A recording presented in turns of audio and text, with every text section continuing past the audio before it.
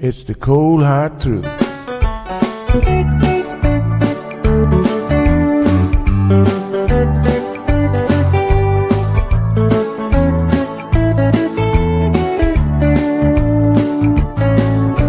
Everyone really want to know what's going on with her show. Just get on the air and you will know it's Sandra. The queen of the mile road is here, helping people from everywhere. Get on the phone and you will hear Sandra. Now she will tell you how it goes, but don't you ever step on her toes, 'cause you will hear the cold hard truth from Sandra. They say she's the hero in town, helping people from all around. You get a call, your money is found, it's Sandra.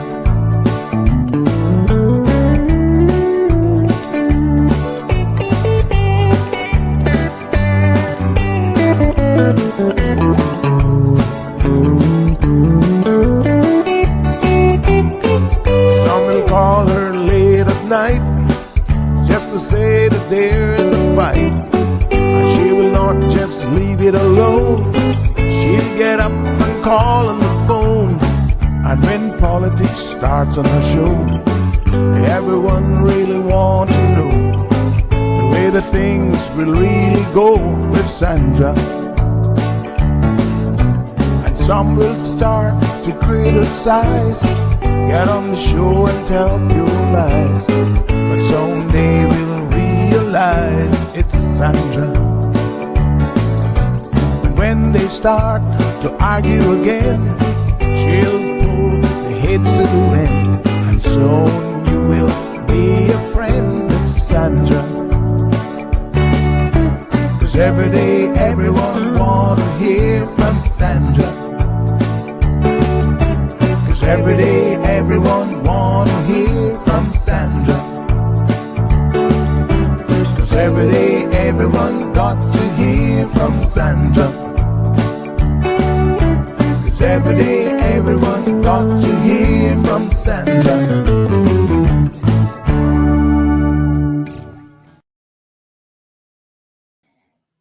Good morning, good morning, good morning, beautiful folks. Happy Tuesday. How is everyone doing today? We got lots of ground to cover. I missed you guys yesterday. Some of you thought I was on my vacation already. And I'm happy to tell you, no, not quite yet. That was a mini getaway for the weekend. I'll tell you all about it a little bit later on, visiting seniors and the family and celebrating my mother-in-law's birthday. She is now 73 years young. And so she had to go visit her cousin, who is going to be 97 years young in just a couple months. So we had a fantastic time.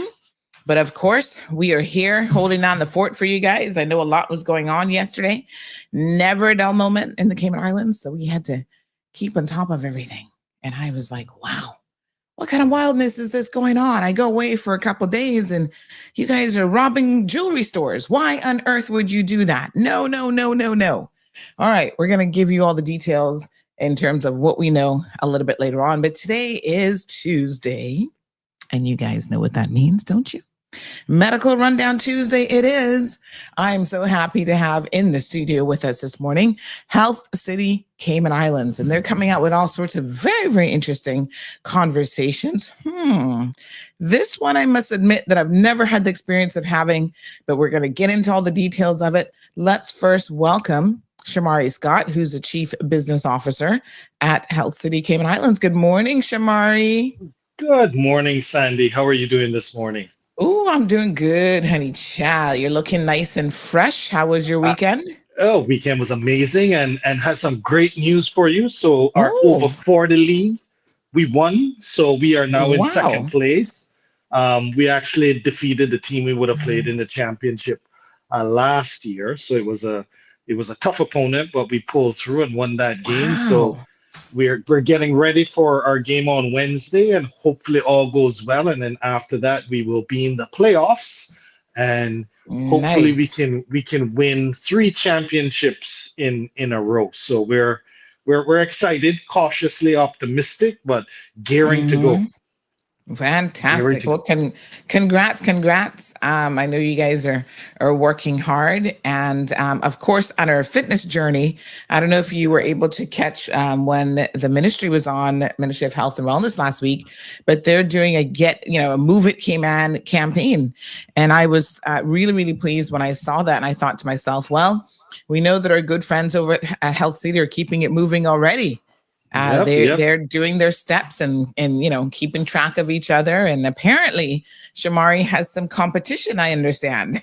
Oh yeah. Health City is no joke when it comes to the steps. So for this week, I think I am second. For the Mm-hmm. month, I'm fourth.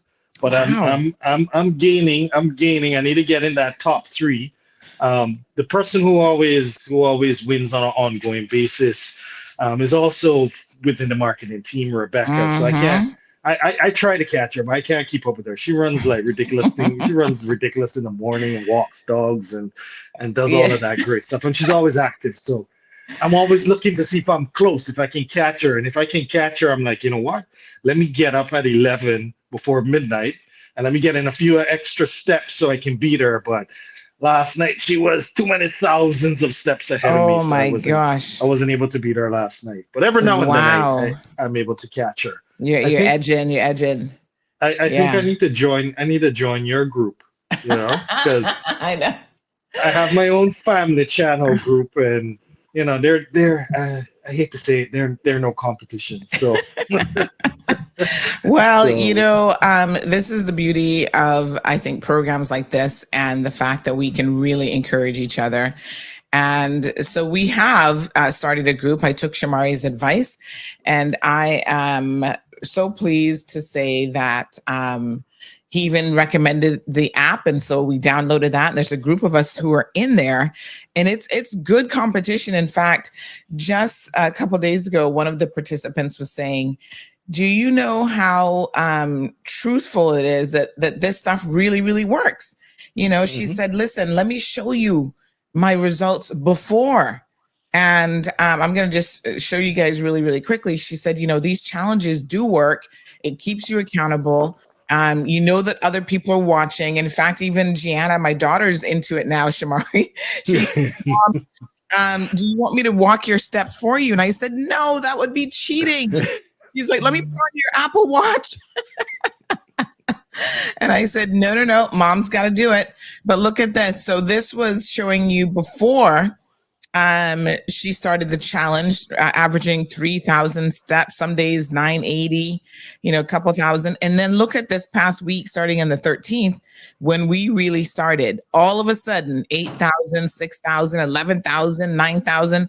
So, Those are good numbers. Good yes, numbers. Good numbers. it motivates you to get up and to keep going. And what I love in particular about this app is the fact that it will remind you, hey, so and so just surpassed you, or you haven't done anything in a while. Get up, get moving.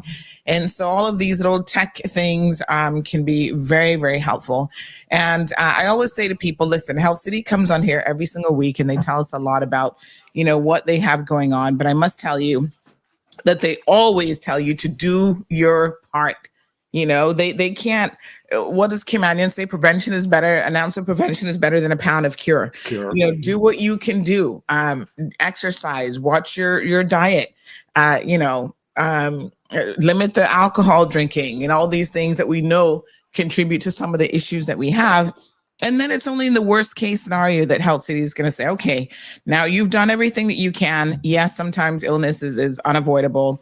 Sometimes we need surgery. We need to fix that knee. We need to do this. We need to do that. They're here for you once you have exhausted all of your options. But they're never going to tell you, oh, surgery is going to be the first option, or not do the things that you're supposed to do because we're going to fix you up and patch you. You got to help yourself. And they're leading by example. So I love the fact that they're doing all of these different health challenges. So I'm curious, have you guys signed up for the Move It Cayman challenge with the ministry? So we sent it out to our team broadcast message through HR. So I'm not Mm-hmm. sure how many people would have signed up. That'd be the Okay. next step to see how many signed up. But I know I can look at it. So we had a competition, and that's when people got really competitive. And I was, Yes. there were a lot of people that were beating me when we had a competition with prizes. But even Mm-hmm. after the competition finished, people still have the app. They're still able to track and see what everybody else is doing. And I guess people say I'm competitive, but I I I monitor it. I monitor it to make sure there's Yes. certain individuals don't beat me. Others, Mm-hmm. I'm like, okay, I can't catch them. But there are others, I'm like, wait. Even Yeah. even yesterday, I saw Dr. Archita in a meeting. I Uh-huh. was leaving a meeting. She was coming in, and she was like, haha, Shamari, I got you yesterday. And Oh boy. I said, haha, check your app. You went Oh, to oh. sleep. I saw you were beating me, and I got up and made sure that you did not beat me. So she's like, what? Oh my And gosh. she sure enough checked, and I put in Yeah. some extra work Yep. at 11 p.m. to make sure I love it. I could keep my streak. But it's all good. Listen, It's good I fun. did that. Good fun. I did that over the weekend as well. I'm not ashamed to say that about 11 o'clock I started walking, and I was doing steps up and down in our cousin's house, and I'm like, Gigi, I'll be right back. I'm gonna run downstairs real quick. And That's she right. understood the assignment. She's like, okay, mom, get more steps in. And because of that, yeah, it pushed me into the leaderboard, and whatever it takes to motivate us, Yeah. we got to do it, because health is wealth at the end of the day. And I'm so pleased. Yes. Oh and yes. and just saying that it works well if you have a smart device, but even Y- without the smart device, if you have your phone on you, Yep. it still tracks your steps. I don't want people to think that they have to have a smart Right. device in order to get involved. So the Mm-hmm. actual app, I'll do a plug for them. It's called Step Up, Mm-hmm. STEPUP. You download it, you invite your friends, they become a part of the group, and you can see everybody's steps Mm-hmm. throughout the day, and it keeps you accountable. And then people get competitive, and it just helps you with the movements. I would suggest it to any and everyone. Step up. Yes, absolutely, absolutely. So, speaking of stepping up, if you have Yes, ever had any foot issues or a buck toe or that's right. ingrown toenail, you would know that it's going to be a little bit challenging to be stepping up. Your feet, as someone who suffers from a little bit of nerve issue in my feet, I can Hmm. tell you that your feet are so important when you're trying to get those steps in. Because, boy, if you're having ankle pain or you're having foot pain, it's less likely that you're going to be able to push through. And so, on that note, we're going to go ahead and invite Lisa Mohanty. Now, this last Yes, name sounds familiar. Is this the one that we're thinking of, Dr. Mohanty? Is this another Dr. Mohanty? I don't know which Dr. Mohanty you have, but this Dr. Yes. Lisa Mohanty Yes. She's not is our related to anybody else in Cayman. no, no, no, Oh, okay. no, no. Common last Is name. yeah. I guess kind of like e-bikes. Right, right, right. Good. She's our consultant plastic surgeon. She has close to 2 decades of specialty experience. She's worked in some of the most advanced tertiary JCI accredited healthcare centers, and that's prior to coming into Health City. She has over Mm-hmm. 3,000 surgeries, over 3,000, including other multidisciplinary subspecialties such as Mm-hmm. maxillofacial surgeries, in facial reconstruction. Her areas of expertise is skin trauma, injuries, skin tumors, wound management, hand Mm-hmm. injuries, breast surgeries, liposuction, as well as body Mm-hmm. contouring. And we're excited that we have Dr. Lisa here with us, and she's actually Mm-hmm. amazing. And as you were mentioning, Sandy, more and more, obviously Health City operates at the highest levels of procedures and the such, but they're small things that sometimes turn into large, serious problems. And Mm-hmm. in ingrown toenails, I know one or two people who have ingrown toenails, and it is painful and it can become a major issue. And we thought it made sense to bring on Dr. Lisa so she could help us walk us through the topic, as well as some of the Mm-hmm. treatment options and when you should seek medical attention and so forth. Hello, Yes. Dr. Lisa. Hi, good morning, Dr. Lisa. How are you? Good morning. I'm fine. Thank you for having me. I think it has been 2 years since I was on this platform last. Yes. It's been Welcome a back. long Welcome time. back. Thank you so Absolutely. much. We do have a caller on the line already. I don't know if they have a ingrown toenail, but good morning, caller. Good morning. And no ingrown toenails here at all. Good But morning. Good morning. I was trying to get on right before the transition, but I could walk it back just 1 second. Sure. Shamari and Fort Health City, just want to congratulate them on receiving the Community Impact of the Year. Well deserved. I know, Oh, Shamari, I know you might not have mentioned it publicly. And for those who might not have caught the voice by now, this is Kevin Water from MRCU. morning, But Kevin.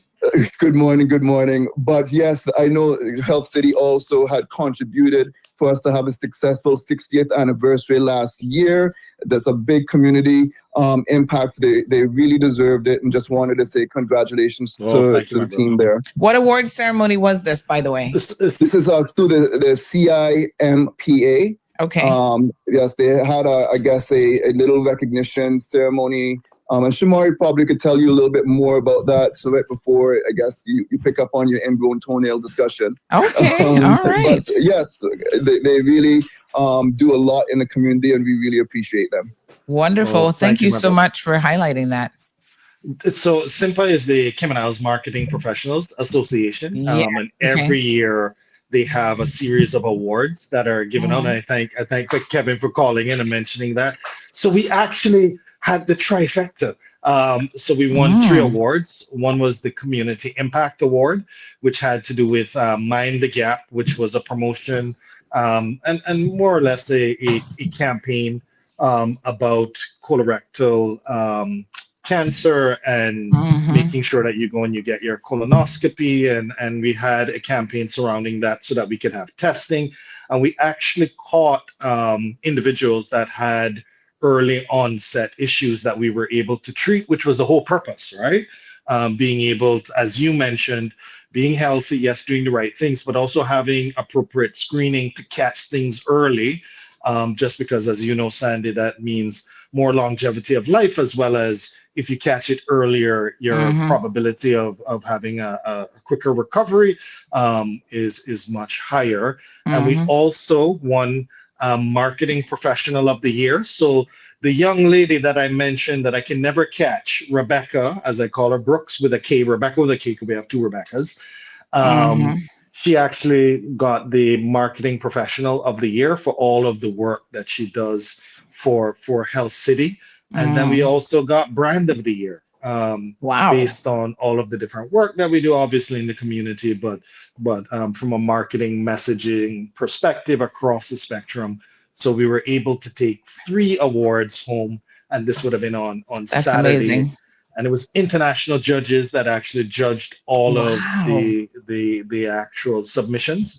And there were so many great companies that are doing great things in the Cayman Islands. So we were just proud to be able to actually be honored in that way. But as we say, you have to have a great product and great professionals in order to have marketing that matters. And that's why we have somebody like Dr. Lisa, who does great things, and then it becomes easier for the work that we do as a marketing and PR team.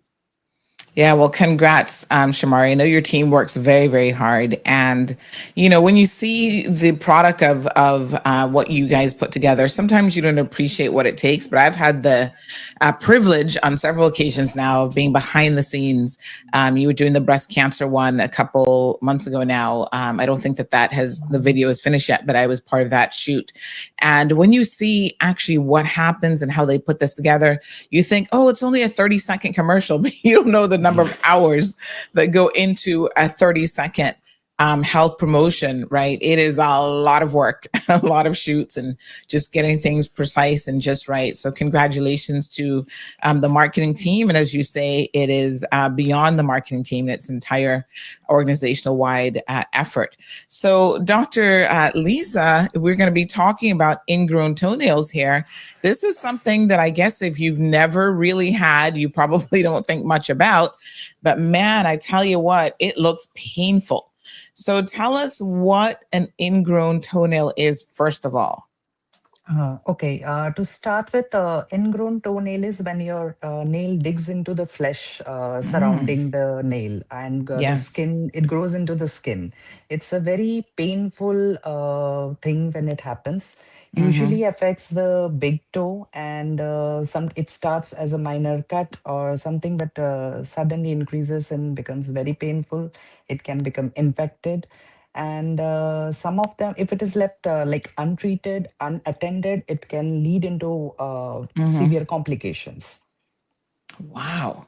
So, yeah, I mean, I've seen a couple. I'm one of those people who loves to watch these YouTube videos. So Yeah, there it's is, just there is, like something very small, but when it yeah. happens to you, then you realize, oh Mm-hmm. my God. Yeah. Yep. There's a guy there. I think his channel is called the Toe Bro or something, but he's a doctor that specializes in feet, and so he's always helping people with ingrown toenails. But let's talk about what actually causes it, because I have often wondered myself why some people seem to get them with some degree of frequency, and then other people like myself, I've never really had one. So let's talk about the causes. So the most important, and which I have seen happening most commonly, is when we cut a nail very short from the nail bed and make it roundish and into the skin completely. That's the Mm-hmm. most common cause I have faced all my life. And Mm-hmm. then there is tight fitting shoes, sometimes repeated pressure, like you're playing sports and some of them stub their toes, injury to the toe. That is also a very common cause. And Right. some genetically have more prone, like, thick nails and Mm-hmm. digging into the skin. That is, some of them are genetically prone to it. And one of the Mm-hmm. very lesser seen causes I have seen is foot hygiene. But yes, that does amount to a cause too. So, Mm-hmm. but yes, the improper nail cutting, everybody thinks that cut it short Mm. and cut it round, it is good, but in fact, it is Mm. not. That's what leads into these ingrown nails. Oh wow. See, I never knew that. So very, very interesting. And sometimes, when you go to get, your pedicure and stuff like that, you kind of wonder how well trained these individuals are on the correct shape and how Correct. you should cut a nail and file it and so on. Fine. And now we see that properly or improperly cutting a toenail can make the world of difference. So let's talk Yes, about if what you it have the looks. Mhm. like, yeah. So if you have the knowledge when you go to do your pedicure, you can guide Mm-hmm. them. Like, okay, don't just cut it too short. Don't cut it very roundish for me. Keep it straight, trimmed, and a little bit ahead of your nail bed. So Uh-huh. it's if you have the knowledge, you can guide them also if they do not Yes. are doing something wrong or Hmm. All right. Yeah, very good. So, what does it look like for those of us who are watching on screen? We can see the pictures there of what it looks like for our radio listeners. Feel free to go back and have a look because you want to know early on. I think identifying it early on will lead to less complications as with most things. complication. Catch it as early as possible. So, what are the signs then that we're looking for an ingrown toenail? So usually first what you feel is the tenderness or the pain along the Mm-hmm. side of the nails. Slowly it leads to redness, then you can notice some swelling, and if it nothing is done or unattended, it may lead into like inflammation leading into warmth of the toe, some throbbing pain. And sometimes if it gets infected, then you'll notice pus coming out of it, some secretion coming out of it. And Mm. it is always so painful, you are not able to walk or wear your shoes comfortably. These are the frequent signs which you see to Wow. start when it starts. Uh-huh. Oh, and it can happen on any toe, although the big toe, I guess, is the most frequent. I see this Most picture frequent, here. yeah. It looks like another little toe there has it. So it So can there. be any toe. Yes, it can be any toe, but because the big toe is most side one and the little toe, these two are the most affected because of rubbing or tight shoes or. Mm-hmm. But it can happen to any of the toes. Hmm. Okay. All right. So, folks, look out for these key things: pain or tenderness along the side of the nail, redness and swelling around the nail, skin feeling warm or throbbing, any sort of pain, pus or drainage, that's a sign of infection, and then difficulty walking comfortably or wearing shoes, all earmarks of something potentially going on with your feet.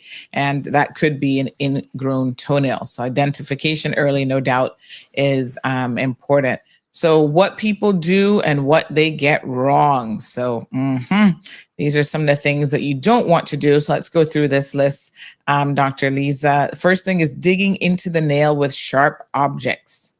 Yes. So when it starts, people think that my nail is going into the flesh. Let me just dig in with a sharp object, just pick it up from the flesh.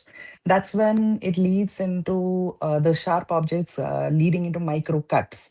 And that's how the infection starts. It spreads from there. So never dig into your nail with any sharp objects, and do not try and cut your nail too aggressively. Right.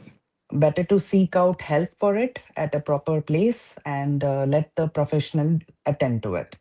And sometimes some people think, oh, okay, it's just the pain, and they ignore it.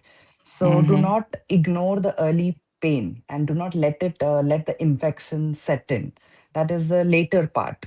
So when you have pain, just seek help.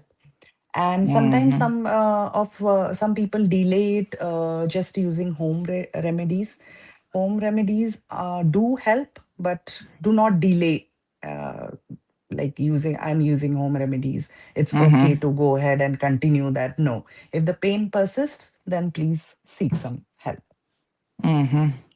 Any of you ever suffered from an ingrown toenail? Well, Keith is willing to admit it. He says, yes, I had ingrown toenails on my big toe from wearing my football shoes, and the doctor gave me tablets to heal it. The pain is horrible. So it sounds like it was an actual infection. He probably had to take something for the infection. So I know we're going to go through a list of exactly what you can do when it becomes a high risk situation. So Keith, it sounds like it was something you were having with some degree of frequency, but yeah, don't overly address it yourself. As she said, digging into it, you feel like that's going to give it some relief and so forth, but you might actually be making the situation worse, being too aggressive with nail cutting.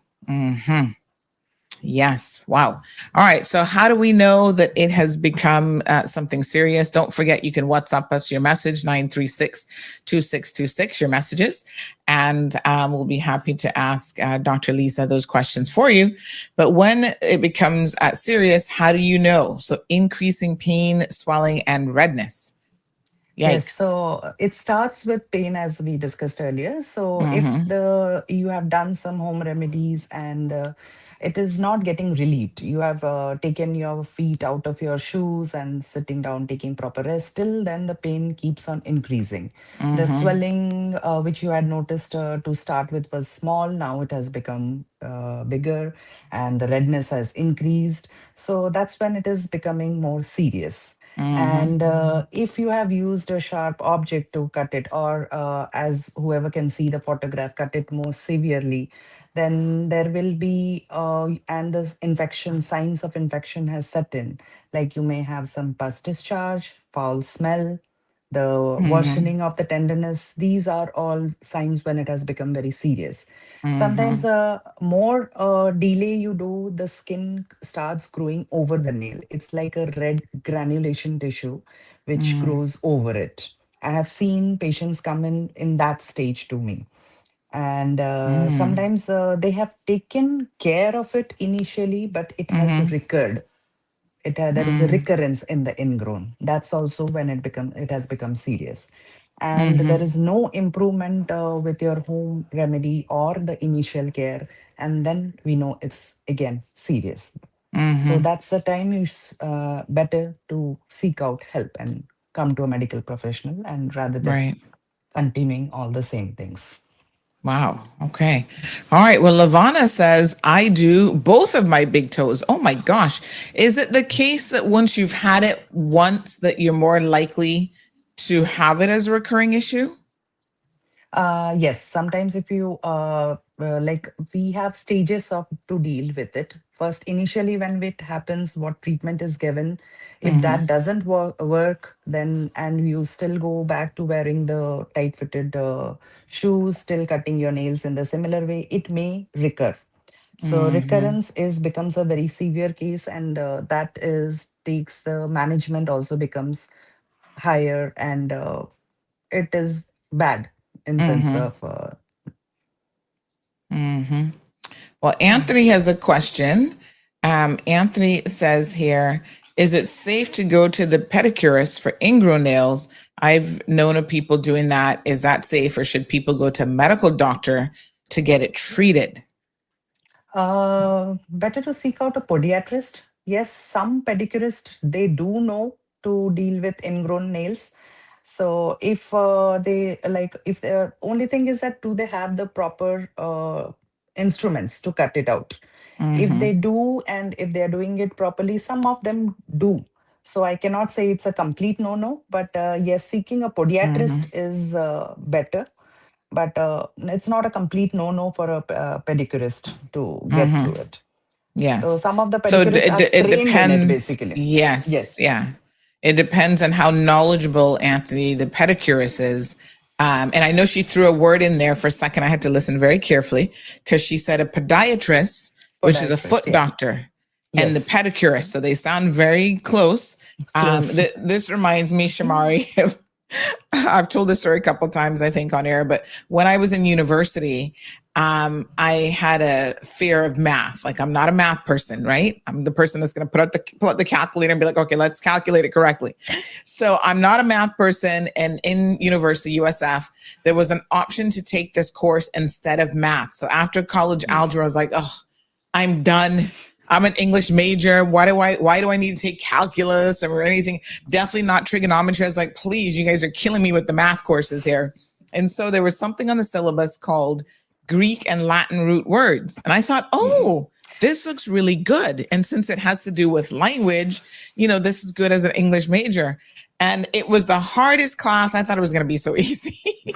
It was the hardest class that I took outside of my subject area. And it was full of medical students. Like almost everyone in that class was a pre-med student. And now I know why, because it allows you to identify, once you know the Latin or Greek root, you can figure out what something means. So anything to do with petty is the feet. So a podiatrist, someone who does pedicure, yeah, all to do with the feet. So sometimes you look at a word, you have no idea what it means, but you can kind of figure it out because you know what the root word is all about. So yeah, but pedicurists, Anthony, the short answer is it depends on the expert knowledge of them and if they have the right tools to be able to do it correctly.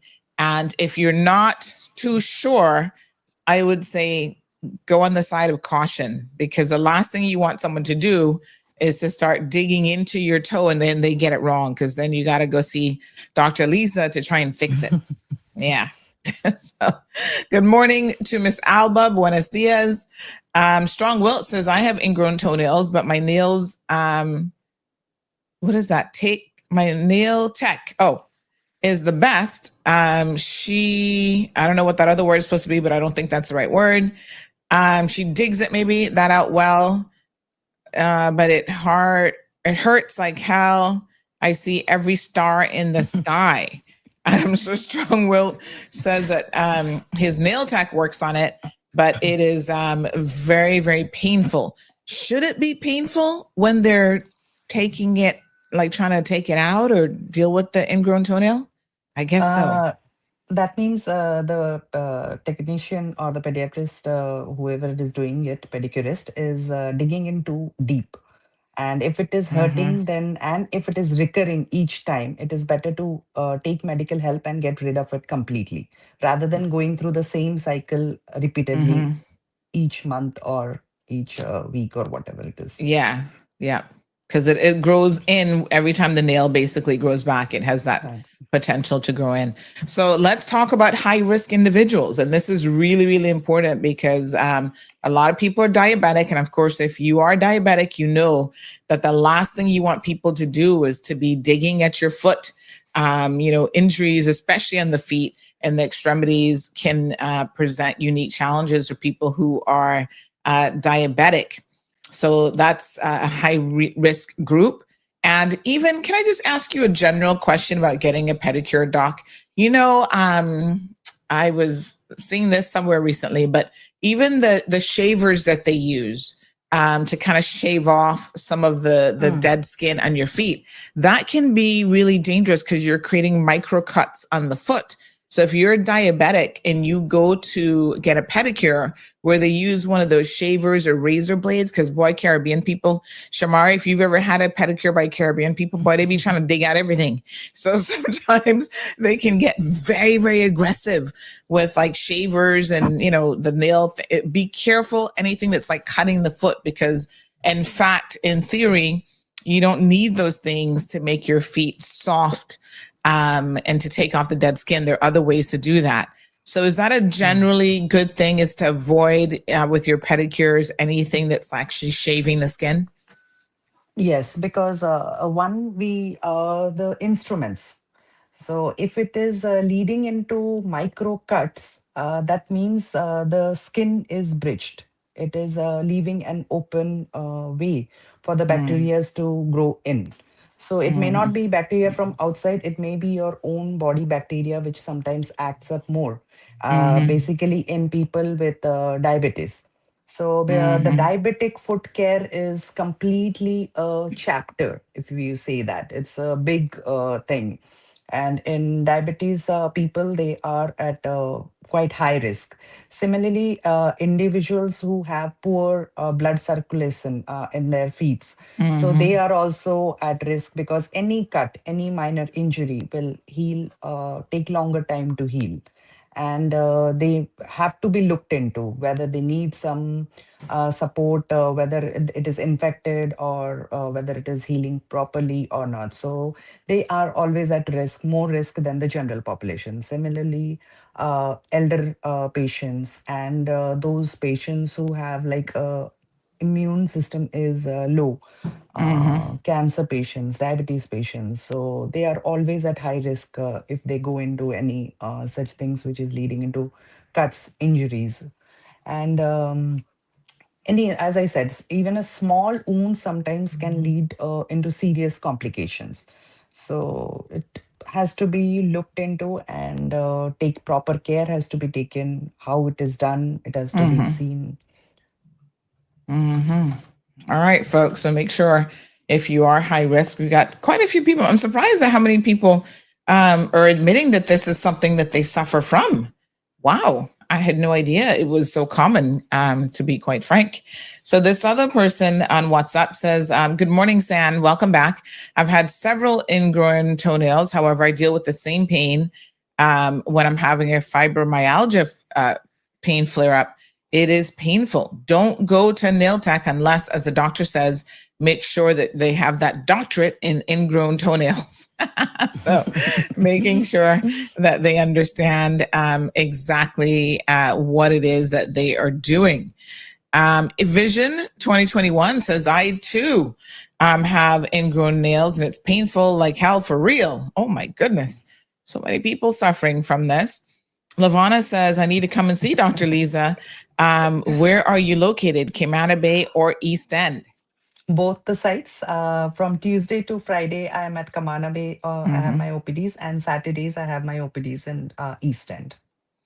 Okay, wonderful. All right.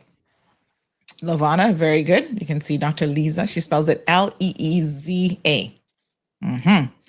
All right. So at-risk individuals, again, if you're in that category, please be very, very careful, because you can go from thinking it's just a simple ingrown toenail to all of a sudden having some serious complications. So when is it then that you need to seek medical attention for an ingrown toenail? Yeah, going through the thing again.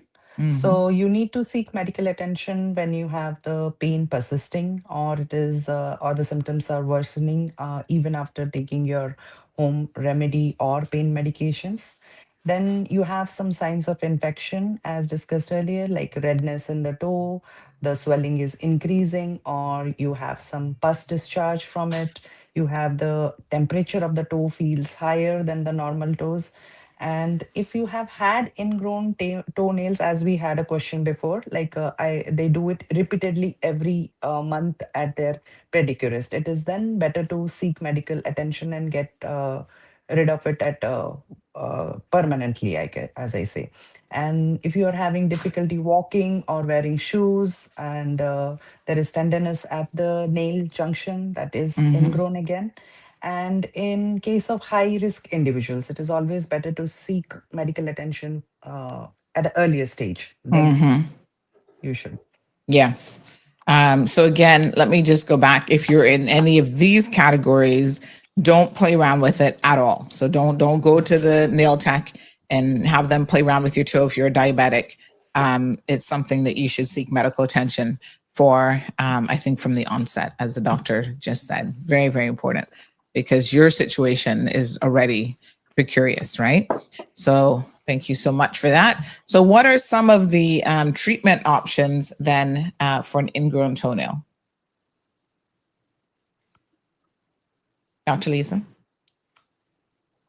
Yeah, the treatment, when it is like just tenderness, the home remedies, as I said, you can soak your feet in lukewarm water with some salt in it. It softens the skin, and then proper toenail cutting of the nail. And if it is just only pains, and then your painkillers do help, these are the early stages. If there is a pus discharge, you may need to seek medical attention. Antibiotics may have to be prescribed. Then comes the next stage, where there is moderate cases we see, which we just need to relieve that pressure, whether relieve that nail which is digging into the skin. That means we just cut a little bit portion of the nail. In severe and recurrent cases, however, what we need to do is not only remove the nail, we have to remove the nail matrix, which causes the nail to grow. So that what happens is your width of your toe decreases, but it is taken care of it permanently. So that that portion does not keep on repeatedly happening. And the skin and the nail fold is created again. So that's the most severe or in recurrent cases. Otherwise, the early stages and moderate stages we can look into. They are typically in minor procedures which can be taken care under local anesthesia. Yes. All right, Miss Diane says, I have on my two big toes for years, was contemplating removing the nails. Will that help? Oh my goodness, that sounds quite like a drastic step. But is that something you would recommend, in removing the entire nail bed? No, we do not remove the entire nail thing. We just only remove the two strips of nail from both the corners, or the corner where the ingrowing is happening. So the first step we always do is just remove the nail and give it a chance that the second time the nail comes, it comes out properly. And if you are addressing all other, taking care of your cutting, taking care of your shoes, then it does not happen. But if it happens again, then we take care of the nail. We remove the nail as well as a nail matrix, which is growing the nail. Yet it is only a thin strip of nail, not the whole nail. We do not require to remove the whole nail in this case. All right, folks. So some good advice there. No need to get too drastic in there, Diane. Not the whole thing, honey child, not the whole thing. Keith admits that yes, wearing shoes that are too tight causes ingrown toenails also. And that was one of the causes, definitely, Keith, that was mentioned earlier. You gotta listen, proper fitting shoes are so important. My Aunt Lottie used to tell me, and I stick by that to this day. She said there's certain things in life that you're going to have to make an investment in and buy quality. And one of those things should be proper footwear. Don't ever go cheap on footwear. So I know Caymanians back in the day used to love them a Payless shoe store, and you would not catch me in a Payless. I was like, nope, honey child. If I can only afford one pair, it's going to be a good pair that's going to be a proper fit, not too tight, roomy, whatever. So, yeah, take care of your feet. That's like that's your foundation. You use them every day. I can tell you that. And they take a lot of pressure. So potential complications if left untreated. So spreading infection. Now, a couple of weeks ago, we had another doctor on here that was talking about sepsis and these other types of infections. Is this something that you could actually get from a toe infection as well? Yes. So it is unattended, the infection keeps on spreading. First form is we see a abscess forming there, pus collecting in the toe. Still yet, and in immunocompromised patient, diabetic patient, if left untreated, it can spread to the whole foot. Mm. So, and that's how it keeps on going ahead. You may land up in sepsis, but yes, Mm-hmm. it's a then the chronic pain and the repeated episodes leads into these pus formation. And if you cannot basically, I do not know how to say, if you leave it untreated, Yeah. it is not a good thing to leave it untreated. So Yes. in severe cases, it is always better to look into early. Again, same diabetic, poor Mm-hmm. circulation, immunocompromised patients seeking help Mm-hmm. earlier. But yes, if left untreated, it can Mm-hmm. lead into drastic complications. Mm-hmm. Hmm. All right. So yeah, don't let it get delayed, folks, because then you're really looking at some more serious things. And not to scare any diabetics, but we do know that some have had to have limbs amputated, and it started with what they thought was a simple infection Infection. that really got out of hand. So make sure that you take care of yourself and you notice any sort of cuts. But today we're obviously focusing on ingrown toenails. So very, very important. All right, some good prevention tips. And men, can I just do a little shout out for the men out there who some of you refuse to ever go to get a proper, pedicure and stuff done. Listen, it is worth investment. It's not just about, oh, you're pampering yourself or that's only for the ladies in your life or whatever. Pedicures are important for men. You guys need to schedule these things. You know what I'm saying? It's not about the looks. It's about maintaining the nails properly. And sometimes your pedicurist can notice something because your nails can be an indication of your overall health. So a lot of things happening with your nails. If a doctor looks at your nails, they go, ooh, we got a problem here, depending on what your nails are doing. Your toenails, no exception to that. So you can catch things early on. Yes, us wives and ladies prefer men with, little pedicured feet as well. I'm not gonna lie. I've got a foot thing where I don't like ugly feet. So go to the pedicurist, get it taken care of. But they can catch things early on if they see that your nail tends to kind of grow inwards in the bed area. Maybe they can let you know that and alert you to it early on as well. So don't feel any way about going and getting a pedicure. So prevention tips here, Doc. We've got everything from cutting the nail straight, not rounded. That's the That most is important key. one. Yeah. That's the key one. So just straight Always across.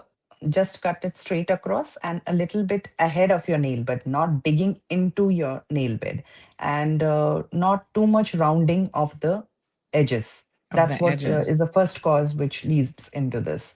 And Mm-hmm. always avoid cutting it too short, a little Mm-hmm. bit ahead of the nail bed. Then Mm-hmm. proper fitting shoes, that's the most important prevention. There's something called, what we do is called a wiggle test. If you can put on your shoes and wiggle your toes inside Uh-huh. freely, that is the correct size for you. And if it is rubbing, the toes are rubbing against your shoes, that is not the Mm-hmm. correct size. Then always Mm-hmm. keep your feet dry and clean. So what happens is, when you get into the shower, we always look into our face, body, and by the time we Mm-hmm. reach our feet, our shower is done. We never take care of our feet as we do take care of our hands and face. So yes, Yes. always keep your feet clean and dry. Mm-hmm. And any kind of foot pain or nail bed tenderness, please address it early. Mm-hmm. Very good. Well, honey, child, I got my little foot scrubber, and I'm gonna recommend a little product to you guys as well that I find works good. But just making sure that I have very dry skin, so I'm always trying to moisturize, especially my feet, using things like tea tree oil as part of your home treatments and stuff can also help. So good morning, Miss Irvelin. How are you? So make sure that you pay attention to those feet. They're very, very important. Dr. Lisa, this has been so interesting. And I think the most interesting thing for me has been how many people have admitted, oh yeah, I suffer from that as well. We've got another commenter here sharing about their experience with getting a pedicure. And this one kind of made me chuckle because I've definitely seen this happen before as well, where people are too aggressive, they say that this is a Caribbean thing. Hold on one second. Let me just pull it up on the screen. And we understand. She's writing in all caps. Oh my gosh, please don't write in all caps. That's the equivalent of yelling. All right, those Caribbean nail techs are too aggressive. That nail instrument that they use to clip your nails, they clip in full. Your flesh. They're just to clip, not pull the flesh. I saw it on TV. They do take your nail out. Wear your size. That's how my mom lost her leg. She was a diabetic and she hit her toe. It got bruised and she didn't go to the doctor until it turned black. And by then she had to amputate. Yikes. So those are the things that obviously you want to be cautious of if you are a diabetic or you have poor circulation or any of those things. Definitely. Shamari, you ever had an ingrown toenail? I actually think I did. And this was back in my college days. And Dr. Lisa, I did not see a professional for it or a nail tech or anybody. So I took care of it myself. Those pointed tight shoes, leather pointed shoes, that's what led into it. So a lot of basketball too, right? So yeah, I took it. It was a recurring issue. I want to say over a few years, very painful. But I guess eventually, when I came home and started to take better care of my feet, it went away. So luckily, I didn't need medical attention, but probably should have gone for it. But at that point in time, you're young and dumb, and you don't, go to see doctors. So, yeah. Abby had a good laugh. She says, girl, wear your size. She's laughing at that comment. But definitely, wearing proper shoes, proper size shoes is very, very important. A question here. Can you please ask how long it takes for the nail to grow back? So after you have cut out the edges, how long, but when you remove, you're talking about removing those little slivers on the side. When you remove that, does that ever come back? It comes back, but very slowly. The nail in the toes grows very, very slowly. Maybe over a year's time, it will come back. Okay. And, but it is, we do not leave any raw area there. So when we cut that sliver of nail, new fold is created. So if it comes back with time, also it comes back slowly. So you won't, your attention or won't get drawn to it. You won't have pain. You won't see any raw area. You don't have to do bandages or anything. So yes, only nail plate is the first step. So it's quite a safe and easy operation done under local anesthesia, very quick operation. So. Okay. All right. And proper tools, we were talking about when you go to the pedicurist and the fact that, some of them try to get away with cheap tools. Proper tools are very, very important.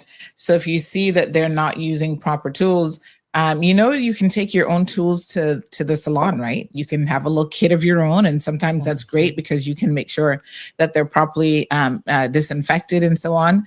They should always be taken out a new packet for you when you go and you get a pedicure. But here's a little sample. I was just having a little quick on Amazon. They have a nice professional nail clipper here. It's $40, but it's well worth it, right?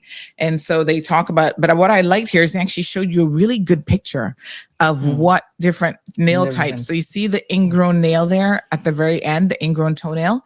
It actually shows you how it goes into the nail. You can actually see the curve there, which is pretty interesting. Yeah, look at that.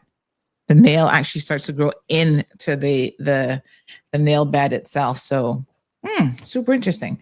But yeah, get good tools, because good tools can certainly make a world of difference as well. So if you ever need to clip at home, don't get the little 99-cent clippers and be trying to use those. Get some decent tools to use as well. Very good. Well, Dr. Lisa, thank you so much. Mohante, consultant plastic surgeon, and she can help you with this issue as well as many, many more that fall under the whole plastic surgery, remit. And yeah, this is fantastic. It's been a very, very interesting discussion. I think we might have one more question. Oh no, this person is saying if you remove the entire nail, if the nail is damaged from the nail bed and it's removed, does it ever grow back if you take the whole thing out? Yes, it grows back. Oh, it grows back. So nail complete avulsion is done sometimes when you have fungus in the nail. Those are other indications for complete avulsion. Or if you had an injury and your nail is lifted up from the nail bed and we have to completely remove it, it does grow back. The nail bed itself heals in 2 weeks' time. But the nail, as I said earlier, it comes out very slowly in the toes and it takes over a year's time to come. Wow. It grows from the base, which you see. It grows from there and at a rate of like, say, 1 millimeter every month. So you can calculate how long it will take to grow out that big. Yeah. Well, Strong Will says my nail tech took my toenails out and the nails grow back. Would you recommend, if you have to have it removed, that your nail tech does it? Not very sure. Okay. Because it will leave the bed raw and it's basically exposing like you're working with blood there. It is like, I do not know how equipped they are to take your nail out there. Yeah. I don't know, Strong Wilt. I might have to go to the doctor And for that that too, one. without anesthesia, it is a very painful procedure. I do not know how the person did it. Wow. Yeah. I mean, I've heard of people like hitting their nails and then, naturally it'll just fall off because it was damaged beyond, saving. So interesting. All right, folks. So ingrown toenails, today's discussion. And I'm so glad that so many of you have experience apparently with this. So we could really share some of your stories. Oh gosh, this person says, I'm not yelling. My arthritic nerve fingers keep flicking on and hit the key. I don't have time to change it, my darling. Oh my goodness. So yes, it'll grow back is the answer, but it grows back slowly. So there you go. Very, very interesting. All right. Any other questions or comments for anyone here? Feel free. You can also obviously have a consultation with Dr. Lisa, 640-4040, info@healthcity.ky, or you can use the Health City Connect app, which I've downloaded and I still haven't actually connected with it. At least now it's on the phone, Shamara. I did download There we go. it. Almost there. 50% there, I feel like. So these are very, very good practical conversations that Health City Cayman Islands is bringing to you every single week. These are the things that we have to live with. Listen, it might sound like something simple, having an ingrown toenail, but sounds like some of you have definitely experienced it. And the experience sounds awfully painful. So Delcy is late to class this morning because she's asking a question that's already been answered. She wants to know what causes it. So Delcy, my apologies. We did touch on that earlier, and there are a number of different causes, but here again, let me just pull it up for all of the students who came in a little bit late. The number one cause is improper nail trimming. So cutting it too short or rounded allows it to grow into the nail bed. Using tight or ill-fitted shoes, repeated pressure, like if you're playing sports or you're standing for long periods, injury to the toe. And then some people just have naturally curved or thick nails and poor foot hygiene. So those are some of the more common causes and triggers. Evelyn says that I broke my toenail all the way in the quit and it became unstable and I took it out, treating it with tea tree oil. And I did go to the doctors to get antibiotics. Very good. All right. Well, thank you guys so much. And of course, thank you to Dr. Lisa Mohante for joining us today, along with Shamari Scott. Definitely. Thank you, Shamari. Thank you so much. All right. And if you want to join our Sandy, STEPS program, I have a you new know cup. who for Friday. So I actually don't tell my wife. I bought this one and I have a few. I keep them in the office because I'm not allowed to take them home. I know the feeling of having a spouse saying no more mugs, no more cups, no more shoes. Oh my goodness. All right. Thanks a lot, Shamari. And I love that one though, because it is so true. Caribbean people get it. Have a good one. Thank you. CG Cooper is in the house saying, I used to suffer for that, and I had to get the procedure for both. After the procedure, I never had any problems with it again. That was like 25 years ago. The doctor who performed the procedure gave me a tip of how to trim the nails. So I'm sure if you go to Dr. Lisa, she will show you how to trim the nails properly so that you, don't have it as a reoccurring problem. So thanks, CJ, for sharing that with us. Fantastic. All right. These are the practical things that Health City Cayman Islands brings us each and every week. And I absolutely love it. Big shout out to them for the Medical Rundown Tuesday segment. Yeah. Fantastic. All right. Good stuff. And I got my tea here, by the way. Got my CMR mug. Let me show, since Shamari showed us his mug. We've got this one says honey child right there. And then on the other side, the cold hard truth and the phone number, just in case y'all forget. Oh, this one's chipped at the bottom. How did my mug get chipped? Oh, well, having my tea this morning. Nice. This tea, let me see what this one is. I don't try to add anything to my tea in terms of like sugars or anything like that, because you take away all the good benefits. This one, I don't know which flavor this is, but this one tastes good. It tastes like some kind of berry. Not quite sure. All right, folks. Good morning, Sophia. What? Wears size 6 shoes instead of size 8? Huh? What? Most people wear shoes that are too small, not the other way around. Most people are not wearing shoes that are too big. They're wearing shoes that are too small, and that squishing of the feet is not good. Wear your shoe size, honey child. That's right. You tell them, wear your size, girl. I can assure you that it does not make you look any cuter wearing the wrong size shoes and then having all kind of foot problems. And then you have ugly feet. Okay, can we do some birthday shout outs this morning? Yeah, boy. I always tell my fellow Caymanians that, it is a blessing. It is a blessing to age. Whether you're doing it gracefully or you're stumbling around with a buck toe, do it. Because look at this beautiful lady right here. This is our very own Karen KK, aka KK Hides, celebrating 59 years young today. Isn't that amazing? Wow. Karen, happy birthday to you, girl. We're going to post up a little message, little birthday greeting for her there on CMR. And she shares a birthday with another friend to the show. Let me just I'm trying to find a picture of him, actually. He's a bit more elusive. Let me put it that way. He is definitely much more elusive, but I'm going to find a picture. Y'all give me time. Honey June. And I will find a photo. I feel like I have one of him, like I've taken one of him before. But all of these are like when he was really, really young.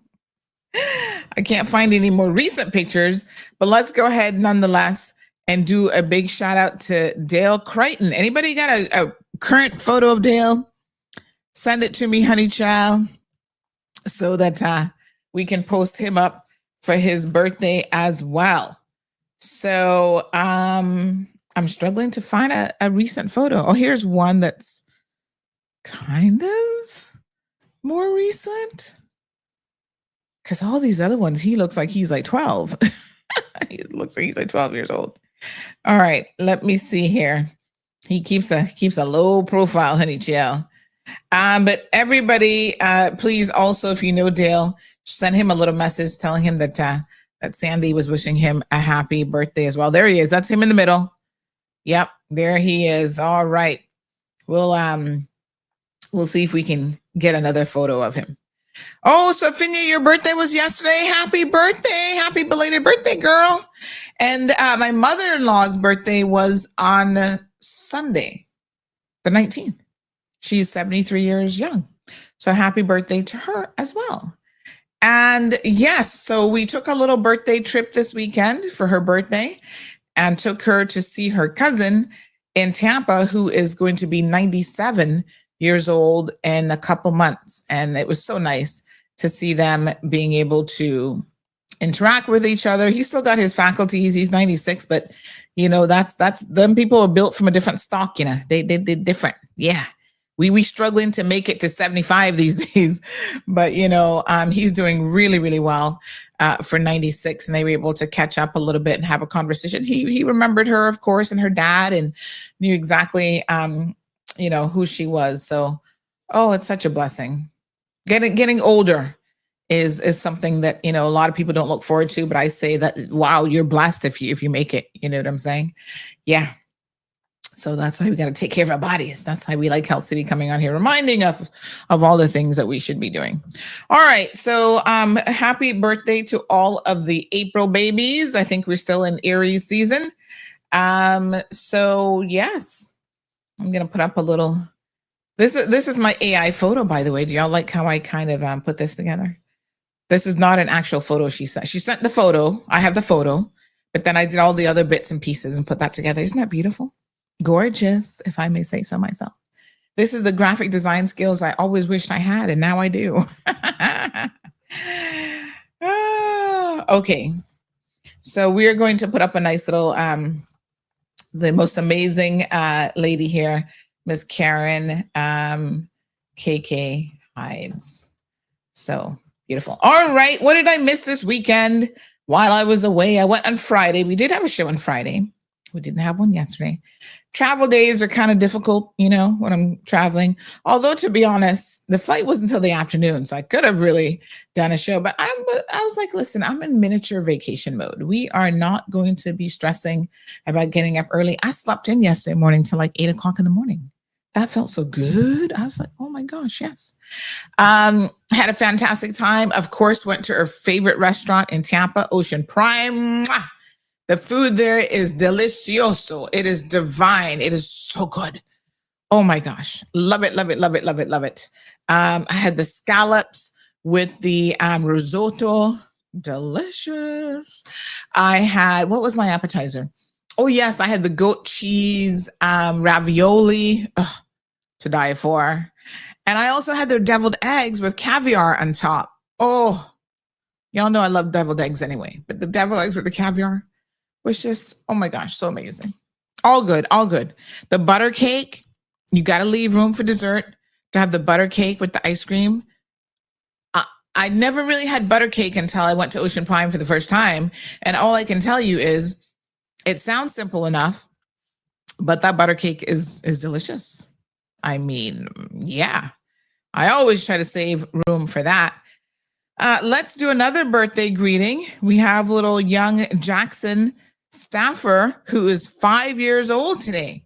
So let's send his photo, send his pic if you'd want to, and we can post up a little birthday greeting for 5-year-old Jackson. Aw, he is so sweet. Someone says, girl, there's a song by Lieutenant Stitchie. I don't know who Lieutenant Stitchie is, but girl, wear your size. Them Caribbean women love to wear them shoes way too small with their big feet for style and fashion. Oh my gosh, you guys are too funny.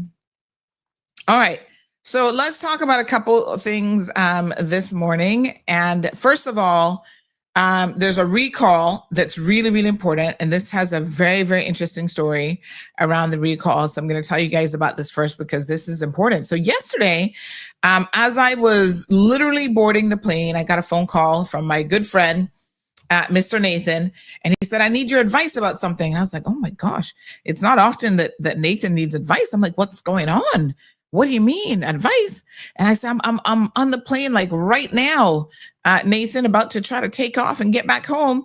So, you know, I'll speak to you when I get back. And sure enough, as I was leaving the airport, I got a call from him then to say, you know, what was happening, because I was very, very concerned about what was happening. And so he provided me with a story that I was shocked to hear of how he found some metal pieces in his sugar.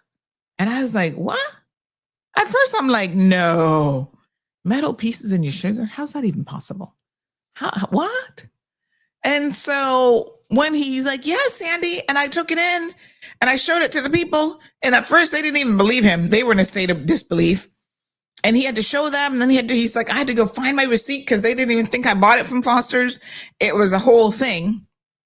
And I said, well, one thing I know for sure is Woody gonna take care of this. So I'm like, okay, let me message Woody. And he asked a few questions and he's like, oh, well, I need them to check more of the inventory because this could be a bigger problem. And within, let me see, what time did you message me, Nathan? He messaged me originally at 4:01, right? So yeah, we were about to get on the plane. And then by 6:49, he was sending me the video of what, you know, this is the sugar here. I've never really seen this brand, but if you have this brand in your cupboard, you want to take this out because there's definitely a problem here.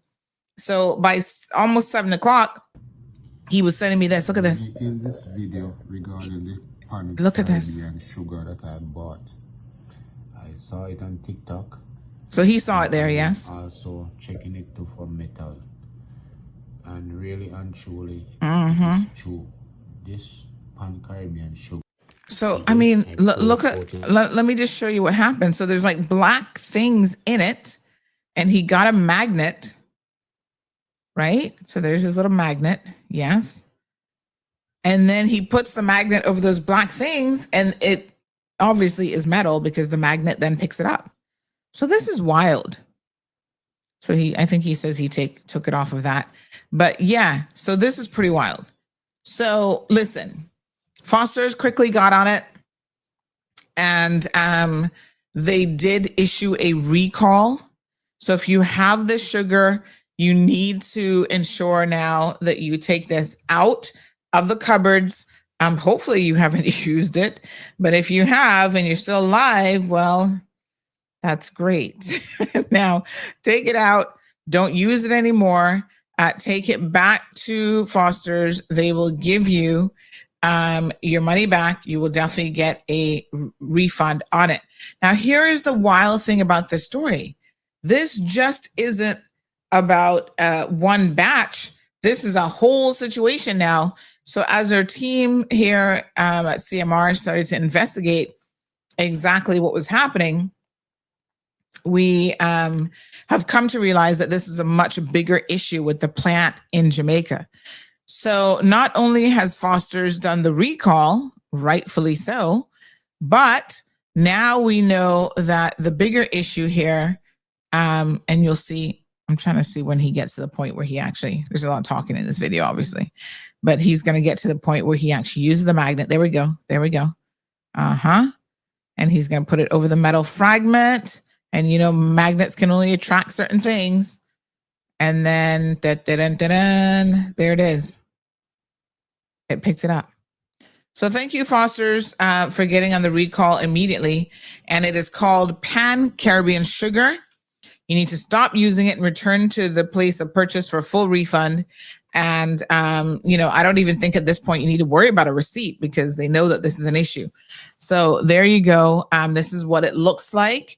It's the brown sugar and it's in that packaging.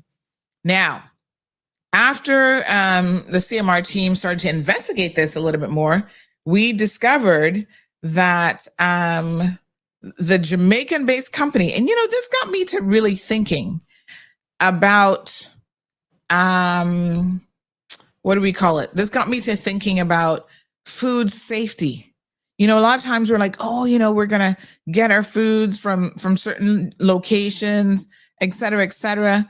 But I always have said that there is, in my mind, an ongoing and present issue about food safety, right?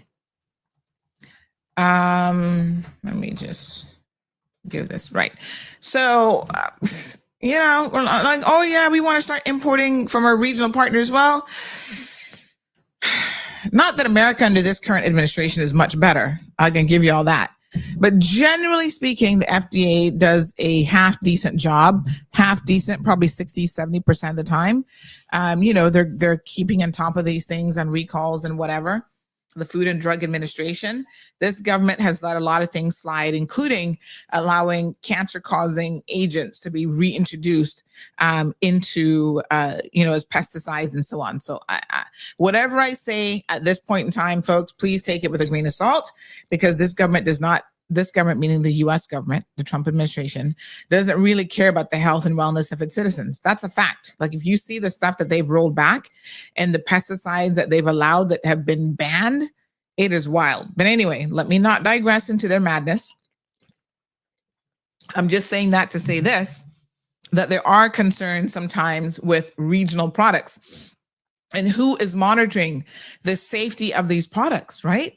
So apparently this Jamaican-based company who supplies the sugar to the Cayman Islands has now been told that their entire factory has got to be shut down because of metal fragments in the product. So Foster's has issued a voluntary recall of the Pan-Caribbean sugar due to the potential presence of small metal fillings in the product, and customers who purchase any size of product are being advised not to consume it and return it to Foster's immediately for a full refund. So this story, like I said, is super interesting, because this Pan-Caribbean Sugar Company, which operates out of, is that Frome, Westmoreland, Jamaica, had already been ordered closed by Jamaican health authorities. Now, here's where the madness comes into play. That is a development that the Cayman Islands had not been officially informed of until the customer's complaint yesterday, apparently, because I know if Foster's had that notification, they would have taken the products off the shelf. So help me out here. How do we go from not knowing, right, about this recall, and we're literally 45 minutes by plane, right there, Jamaica's right there. How did we not know? Isn't that crazy? Wow. Again, it just goes to show you, like, we're close, but things are still happening and nobody has a clue that this, you know, facility in Jamaica had been ordered, the factory had been ordered to shut down because of the same issue. Whoa. Last week. Yep. And here we are in Cayman, none the wiser, and y'all still buying their sugar. Okay, well, that's concerning. Anyway, the Chinese-owned Pan American Sugar Company, again, ordered to cease operations after a formal investigation was carried out into their packaged sugar. The Westmoreland Health Department and the Bureau of Standards Jamaica launched a joint probe after videos were circulating on social media showing a consumer, showed by a consumer using a magnet to visibly pull metal particles out of the sugar. And that footage did, again, spread rapidly. Of course, we didn't see it here. We had no clue. And in mid-April, so it would have just been last week, a product recall had been under active investigation by Jamaican authorities. And of course, the result then was for the facility, the factory, to be shut down. So this Pan-Caribbean Sugar Company Limited is a subsidiary of Hualin International Holding Company, which is a Chinese-owned conglomerate that took over the management of several of Jamaica's major sugar estates, including Frome, Moneymusk, and Bernard Lodge in 2011 as part of a broader effort to revive the island's sugar industry. What a hot mess. The company had in recent years focused on what they say was rehabilitating its facilities, investing in new equipment, and deepening partnerships with local farmers. Now, I think that probably we probably have to move the mat. Probably what happened here is that there was something in the machinery that was putting these metal fragments into the sugar during the packaging. And so this is really, really wild. So obviously consumers are urged not to use any remaining product, regardless of whether or not it's been partially opened, and to contact Foster's location island-wide for a full refund. So yeah, it's crazy. But there you have it. What do you guys think about this one? I don't know, boy. Makes me suspicious of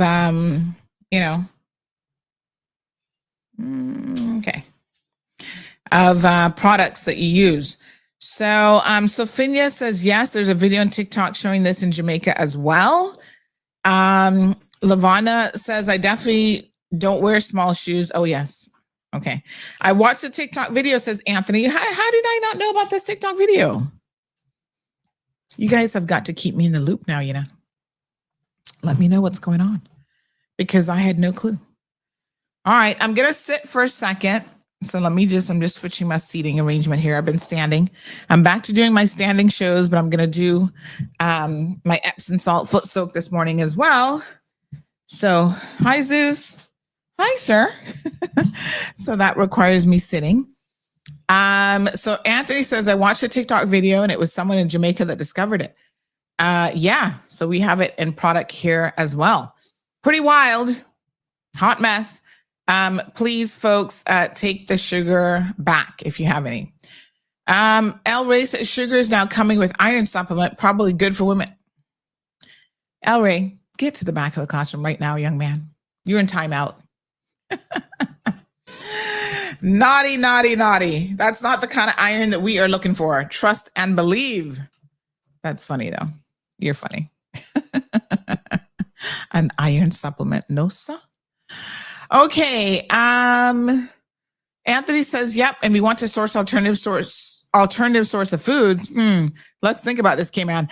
I'm just saying, these are the things that make me a little bit, like, okay. Yeah, I got concerns. I'm just saying, I've got concerns. And how did they not notify anyone? This is the part that I'm like, what?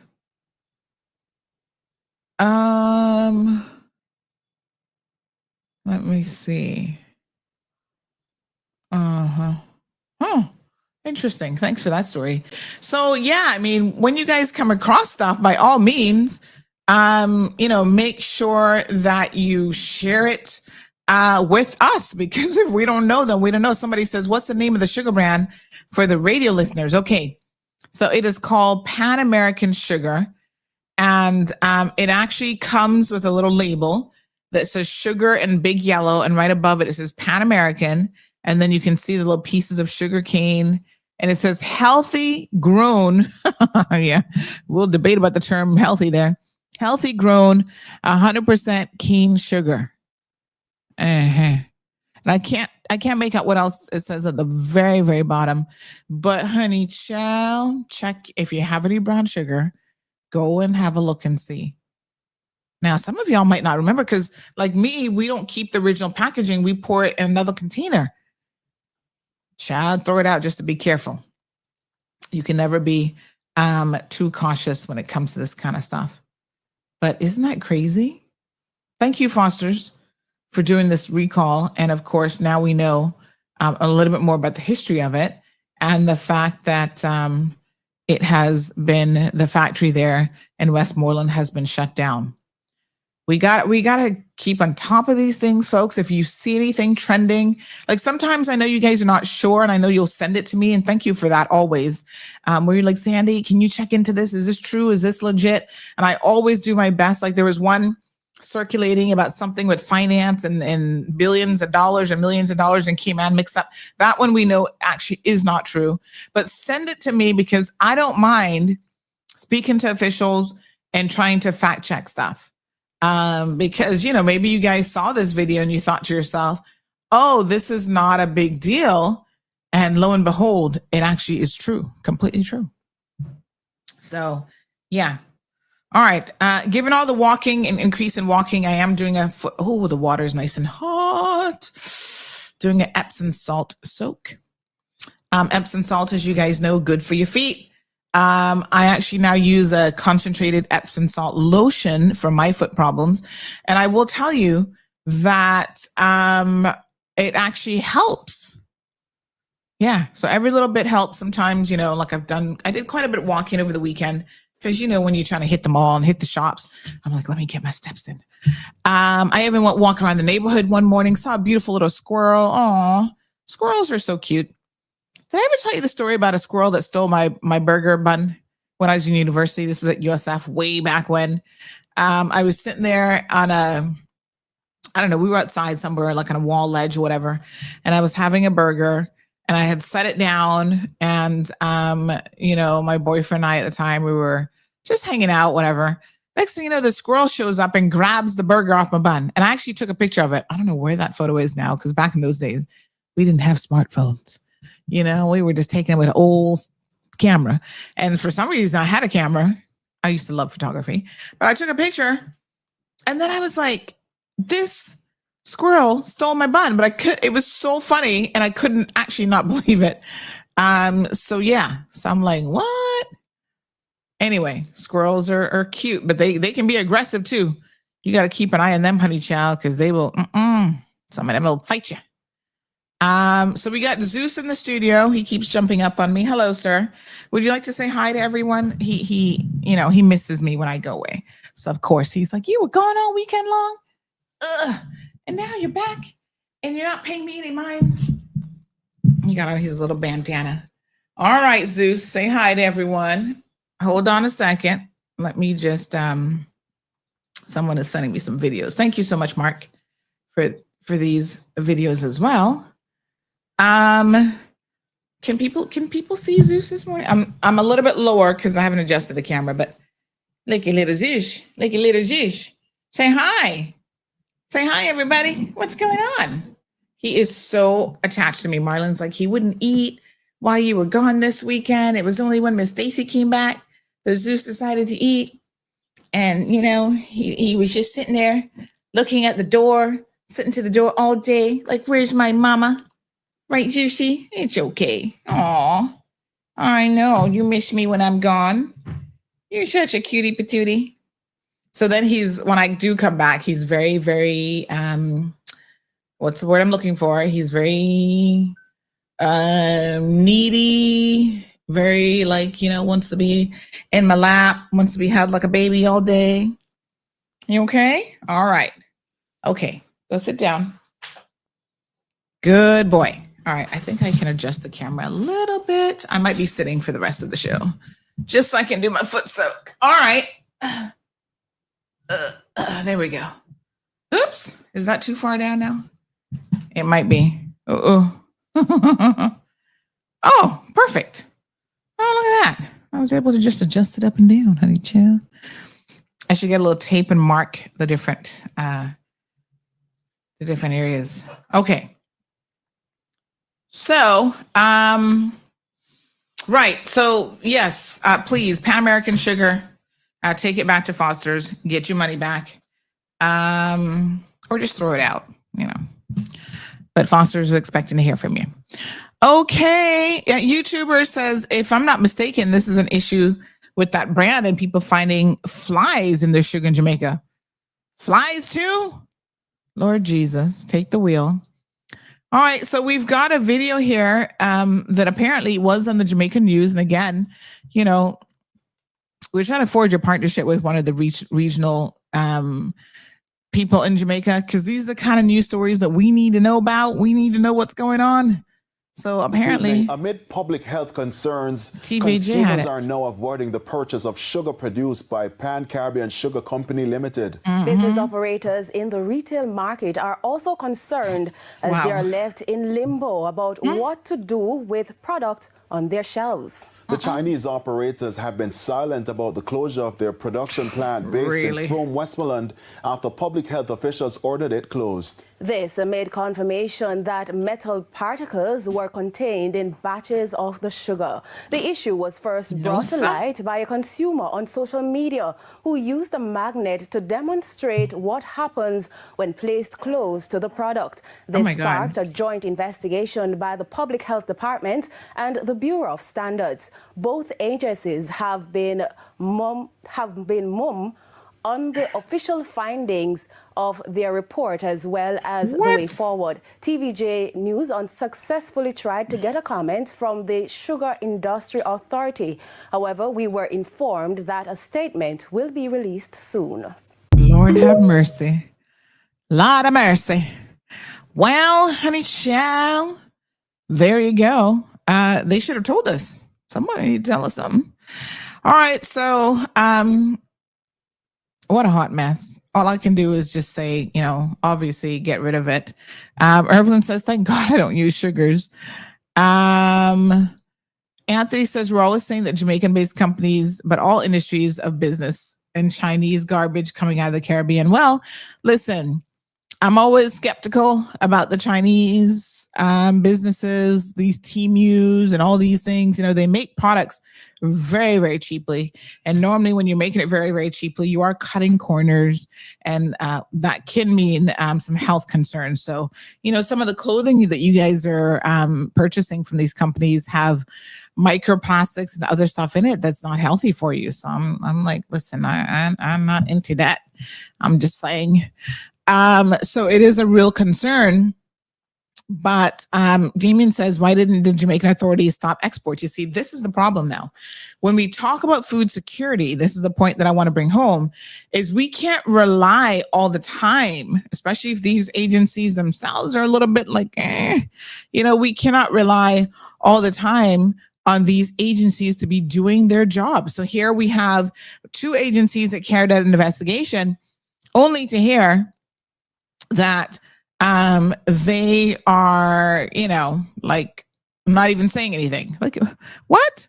What agency doesn't say anything? Doesn't issue a report, doesn't tell us what the findings of their investigation was. You can't always rely on things coming out of another country to be at the level that you would want for food security. So this is a lesson for Caymanians and our government officials as we push to have diversity in in food,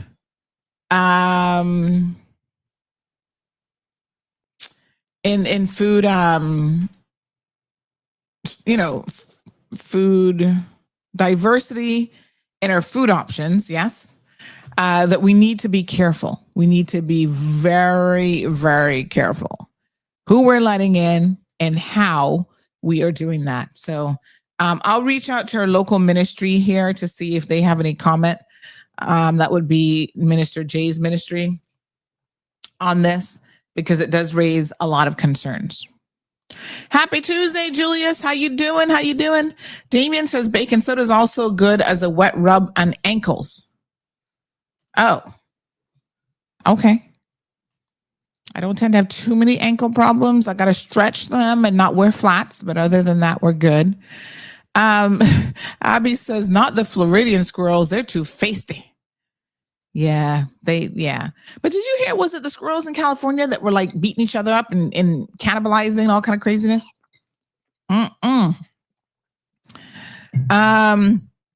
Strong Wilt says, Auntie, Miss Stacy's not back as yet. How come she gets such a long vacation?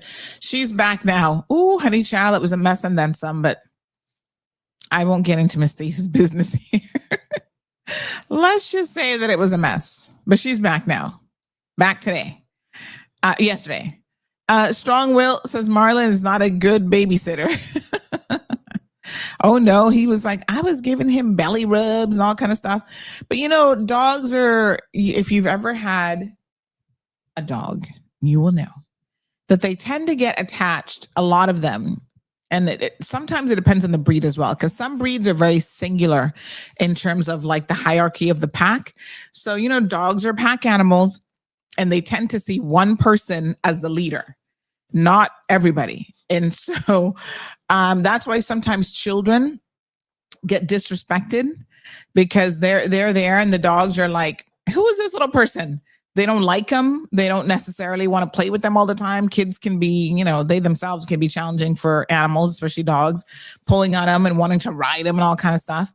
And somebody says, why does your clock say, child, just ignore that. That's Marlon's clock over there. I ain't got nothing to do with that. My clock in front of me has the correct time. So yeah.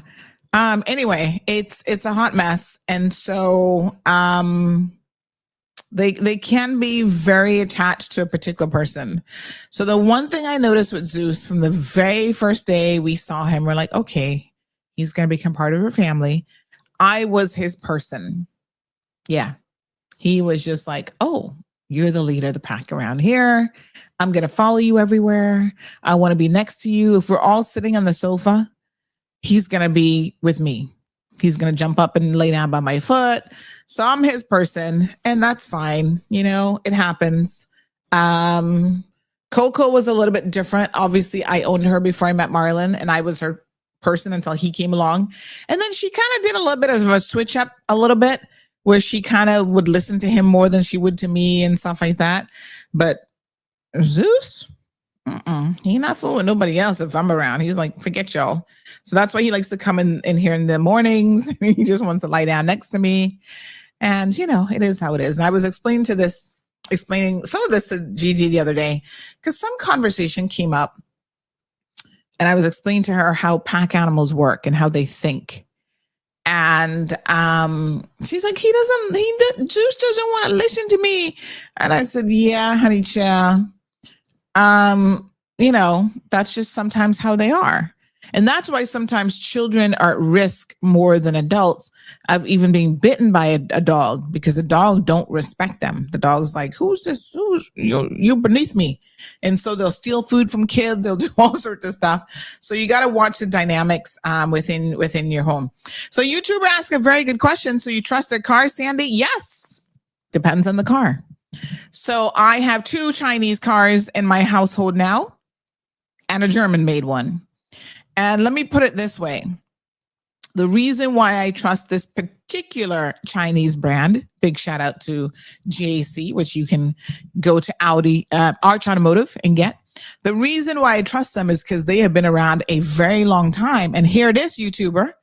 They make parts, engines, and all sorts of other stuff for Toyota and Hondas. And y'all know I love me a Honda. I'm a Honda girl through and through. I've owned more Hondas than I have any other car, I think. Mercedes and Honda, maybe equally. I've had multiple Honda CRVs. I've had a Honda, what's the little sports one called again? Type R. And then I had a Honda HRV. Okay, so I think I've technically had maybe one more Honda than Mercedes. But between the two of them, you can give me a Honda or Mercedes any day, and I'm going to be good. Although, I got to tell you now, these Chinese cars giving Honda a run for their money. But they actually make Hondas and Toyotas. So I'm figuring if they can make a Honda and I love a Honda, then, they're making their own cars. And they actually have a really extensive history. So this is where you got to do your research. They have an extensive history, GAC, of being in the car business. So they're not new. They're new to us and this part of the world. So therefore we think that they're new, but they've actually been around for like 50, 60 years or something ridiculous. And, so yeah, I got to look at the car specifically. And so that's like saying, Teslas have been driving people off of bridges and stuff. I mean, who are you going to trust? Yeah.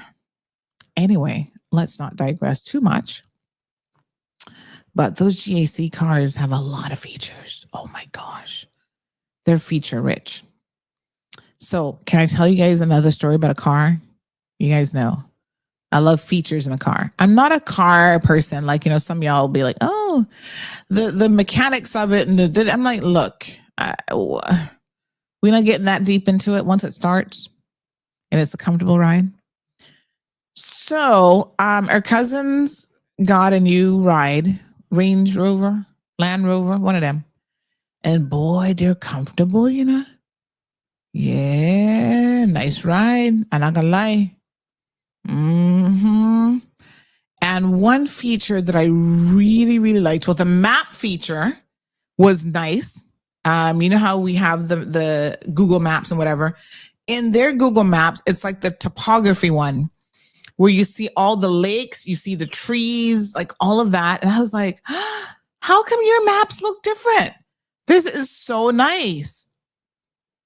And I didn't know Tampa had so many lakes everywhere, bodies of water, like all over the place. So that's nice. And I also like the fact that it has the rear view mirror is a camera. So the camera is on the vehicle. And so even if you can't see, you can flip it off and on. But like it's showing you the camera view of what's in your rear view. And I love that feature. I'm like, oh my gosh, Mercedes, y'all need that feature, please. And thank you. Yeah, I'm feeling that. I'm like, that is an awesome feature. Because you're looking at your rear view and you're seeing everything. It's like a proper, HD 4K camera. So I love it. All right. Damien says we trusted their labs like Wuhan when they told the world it started in a wet market. And a wet market? Was it a wet market? Fortified iron also can be pulled from cereal with a magnet. It's all over YouTube. We've given up eating cereals. They're like the worst thing on the menu. Don't eat cereals. Miss Sue says, so true. My Yorkie was so jealous with my first grandson that I was a leader too with him. And you have to be very careful if they're exhibiting jealous tendencies, because that means that they will do things to babies. They'll bite them and different little stuff. So don't ever leave children, especially young children, and animals unattended, unsupervised with each other. It's a recipe for disaster. Okay, let me just see now. There's something I want to show you guys in relation to sugar as well, because I know my Caribbean people, they'd be like, Sandy, we love sugar. And let me tell you, honey child, it's you guys love to tell me about your thoughts when it comes to, oh, I think I forgot to download this one. Hold on. Your thoughts when it comes to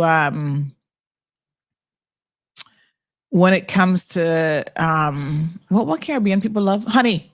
Yes, honey is better than anything. I'm like, I hear you then.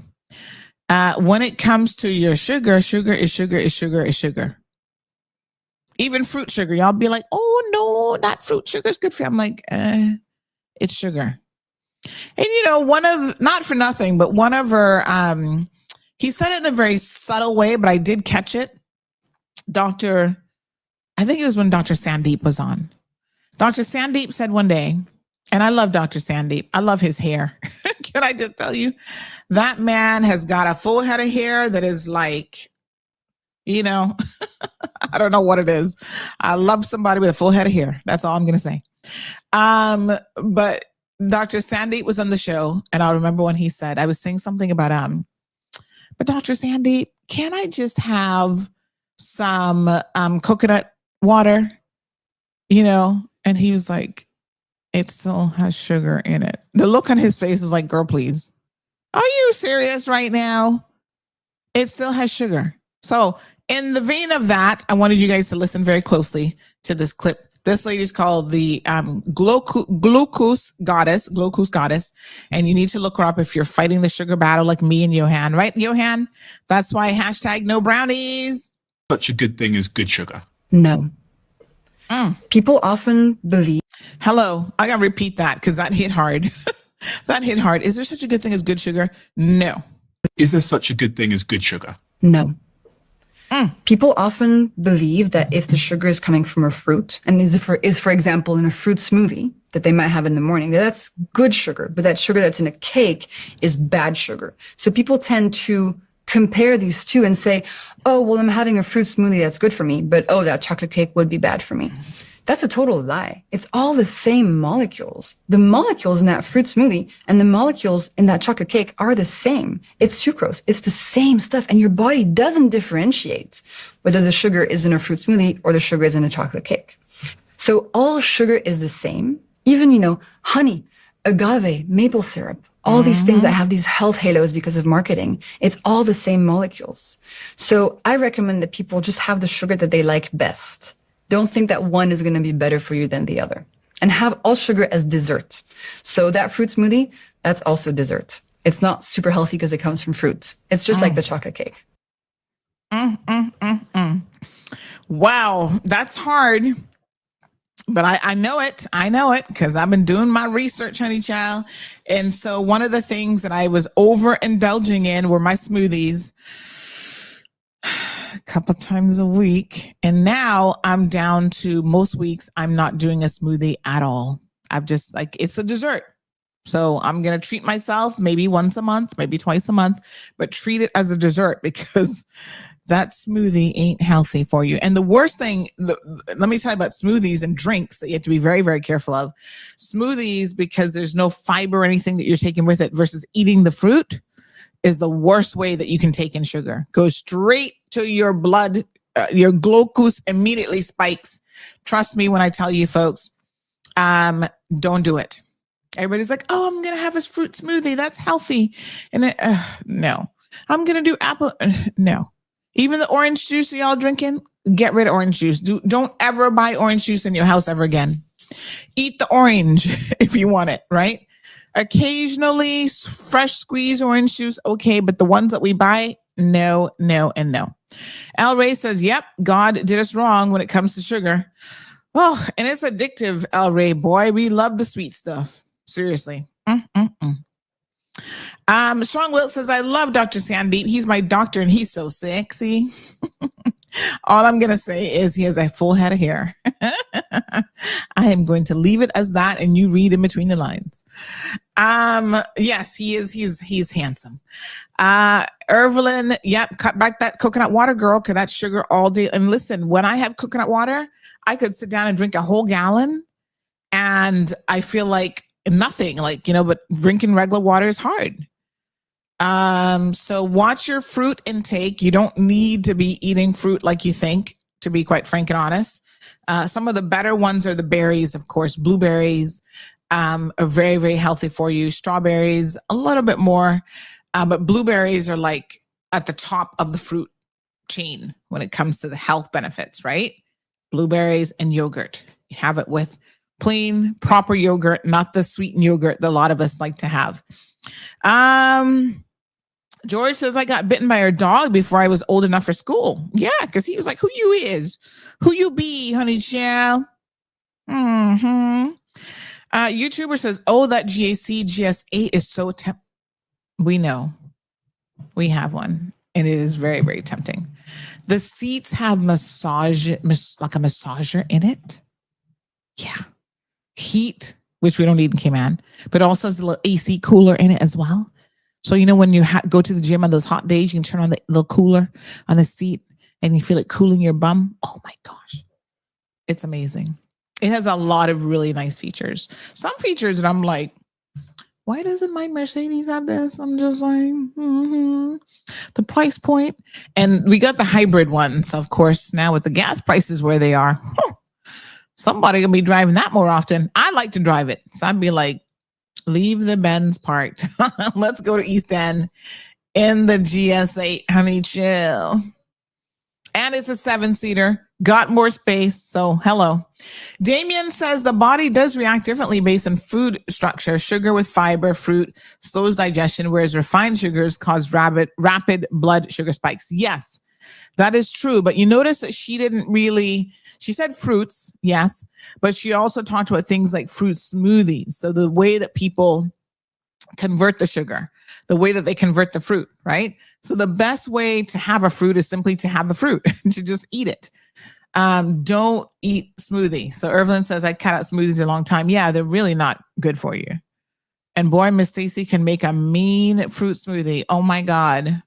She'd be tempting me around here. She makes these fruit smoothies and I'm just like, why? Because I don't want to drink it. But when it's here, it's hard to say no. Damien, sorry. Says even those natural fruit juices made in Cayman have sugar added to the fruit. Yeah, don't listen. As hard it is to tell me this, as hard as it is for me to tell you this, nothing drinking these juices are one of the sneaky ways that you get a lot of empty calories, and it's horrible for you. So I love, you know what else I like to drink? I don't like coffee, but I like the coffee drinks, like the sweet ones, because of the sugar. And I'm addicted to sugar. So I'm fighting my addiction. So, oh God, some weeks I used to have those 3 a week or something. So I've cut those out again. Every once in a while, I might have one because I now count it as a dessert. But boy, those are hard. Okay, so what can you have? Water. Yay for water. Coffee. I don't drink coffee, but I want to try. Can I convert? Any of you like hated coffee and then one day you started drinking it and you actually liked it? I've never enjoyed the smell or taste of coffee.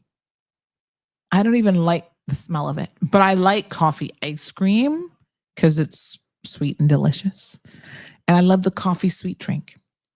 So I got to figure it out. Now, here's the thing with coffee. It's actually been shown to be so good for you. All type mortality, it reduces, right? So it has a lot of health benefits, but here's the key. You have to drink it black. You can't add milk to it and you can't add sugar because then you're taking away the benefits of what the coffee actually brings to the table. And in fact, they say to add this thing called MCT oil to it. And I'm just thinking, I can't think of something worse than black coffee for me. I just can't. Ugh. But I'm going to try it. Anybody, what would you recommend if I'm trying to like coffee, right? This is my tea. Drink teas too, unsweetened teas. Mm-hmm. But if I'm trying to like coffee, how do I start? What do I start with? I don't know. If you're using honey, but buy the raw and unfiltered version, it's more expensive, but you get the benefit of the trace elements. It's still sweet and still going to work against you. Who won the truck this weekend? I guess it wasn't me because I didn't get a phone call. Although I wasn't here. I don't know. We'll find out. Extra late today. Good morning, Aliano. How are you? That's right, Damien. Just black coffee. Ms. Brenda says Jamaican Blue Mountain coffee is the best in the world. You and Marlon would have to agree on that because he loves it too. Drink coffee with condensed milk. You'll love it. Marlon does that. Marlon loves coffee, but he'll actually go into a restaurant and say, do you have any condensed milk for my coffee? And sometimes they're like, what? But then you get rid of all the benefits. MCT oil is coconut oil. There's a specific one that you want. Let me tell you which one it is. It's this organic pure C8 MCT oil. And it is caprylic acid concentrated. And so there's a brand here. It's expensive. I'm going to tell you. For 32 ounces, it's like $75 or $65. But apparently that's the one that you want to drop just a little bit into your, but C8 coconut MCTs, pure. Good morning, Carla. Well, good morning. How are you? I heard you calling my name, so I answered. So you took it literally when sometimes on here when people be going on with their foolishness, I say, listen, Auntie didn't call for you, so you don't come over here. So you took it literally. Well, said you did call me. I said, don't come for me. If I don't call for you, hello. I said, well, I guess that's my cue. So you believe Blue Mountain is the best? I don't believe. I know Blue Mountain coffee is the best coffee in the world, and you have wine connoisseurs, cigar connoisseurs, and they can tell you which one is the best. Well, I wouldn't be able to get in that name, but I can tell you what. I can tell you which coffee is the best, and it's the Jamaican Blue Mountain coffee. Many years ago, this is going back probably close to 40 years. In Japan, 1 cup of Blue Mountain coffee was $100 US. Yep. And so, wow. Yeah, absolutely. And oh my and gosh. So a Jamaican couldn't go to Japan and buy a cup of their own coffee. That's crazy. Yeah, and that just tells you the quality of that coffee. And I'm a coffee person. It doesn't matter where in the world I go, I'm going to sample the coffee. Well, I'm a coffee drinker, but there is no coffee that has come close to Blue Mountain coffee. Not for me anyway. And so I heard you saying about how to start. Okay, for a person who's never had coffee, I can tell you how I started because we started on good old Milo and Ovaltine and Horlicks. And then, I'm getting the big league now. My parents always had coffee. My grandmother always had coffee. And, they used to perk it on the stove top.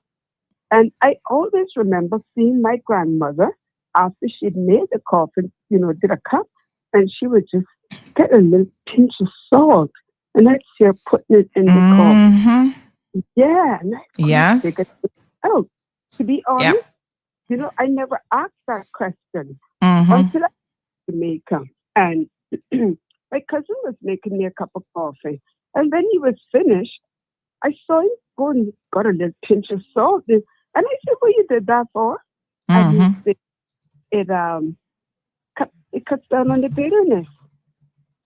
Because, for a person who's never had coffee before, yes, it does taste bitter. I know, I'm not going to lie to you. Even if you put milk in it and sugar, it has that sort of bitter taste. But coffee is like scotch. It's an acquired taste. So the more you drink it, the more you're going to enjoy it. I don't have sugar in my coffee either. So, but I'll tell you what I do. That's the best thing to do. Yeah. I do the non-dairy coffee mate. Okay. Because I have to be honest, I cannot drink straight black coffee. If I do, if I don't drink milk, so if I can't get this coffee made, I will put a little bit of the brown sugar in it, because then that will, to me, not make it as bitter. But I love coffee. My day starts with a cup of coffee and a banana. So, and all along they said, "Oh, don't drink coffee. Coffee's not good for you. And if you're a diabetic, you can't drink coffee anymore. Blah blah blah." You see, now they're finding out the coffee has so much medicinal purposes. I found a lovely foot scrub made with that Jamaican coffee. And oh, really? Okay. Yeah, absolutely. And then now they're making like eye creams, and they're creams with the coffee. Available on your favorite shopping site.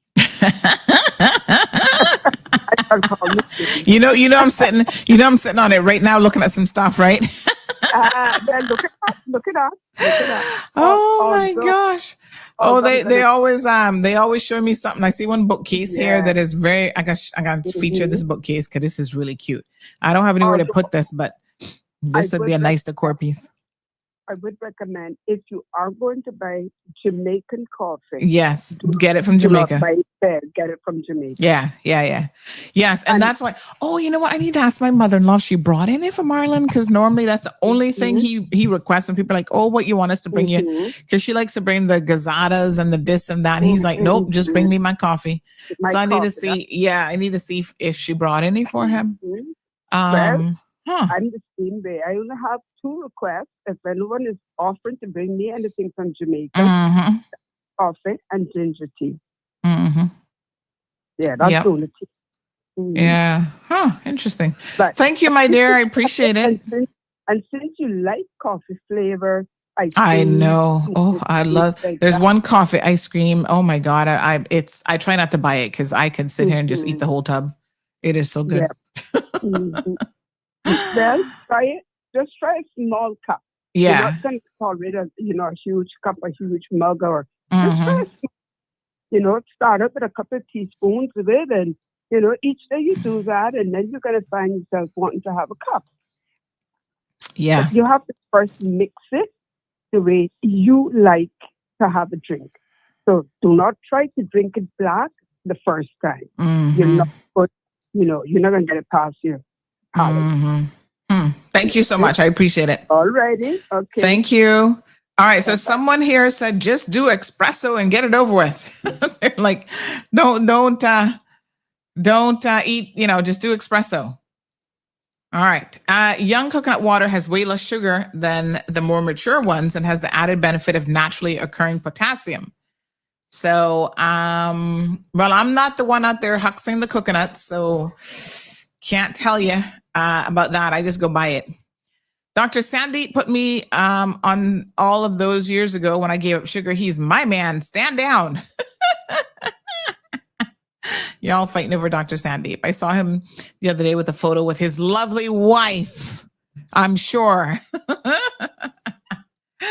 A lot of men don't wear wedding rings, so you can't always tell if they're married, but I'm sure he is.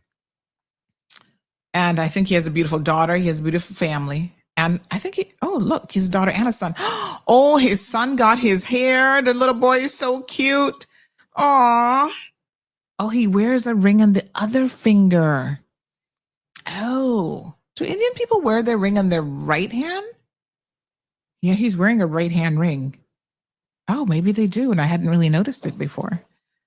Oh, for me, it's the hair. I just love a man with a full head of hair. And his is like wavy and like, you could see him doing a shampoo commercial. But Shah, when he sits me in that seat and he's like, you still have not done. I was like, oh, Doc, I've been meaning to get to it.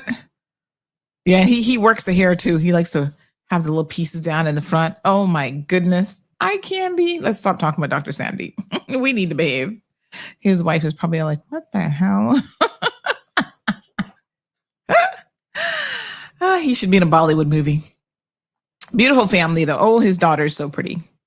So everywhere we went over the weekend, all these people kept telling Gianna how beautiful she was in the States. I'll be keeping an eye on him though, because I'm like, y'all are not about to kidnap her. I'll have to karate chop you.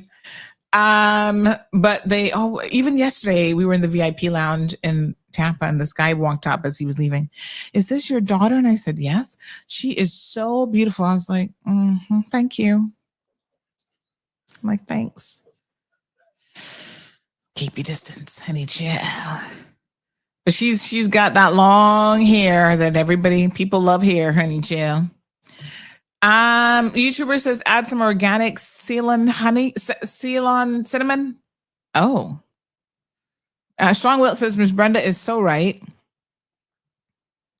Thank you, El Rey. Panama Geisha is widely regarded as the best and most expensive coffee in the world, often winning top competitions for its floral and delicate flavor profile. Other top contenders include the Jamaican Blue Mountain Coffee, Ethiopian, Yergashetfe, and no clue, and Hawaiian Coda for its unique quality and smooth taste. I don't know that I'm going to really like it, but I would like, and then here's the thing, to get the health benefits, you need to drink about 3 cups in the morning. I'm like, I'm not drinking that much coffee. I don't think I'd ever sleep. Marlon does not drink coffee past midday because it does interfere with his sleep. So I don't know if you get very much from 1 cup. And to be honest, because I don't really like the taste of it, I probably could only, if I really force myself, I could only do a cup. But it's more like the research is showing about 3 cups is where you get the most benefit.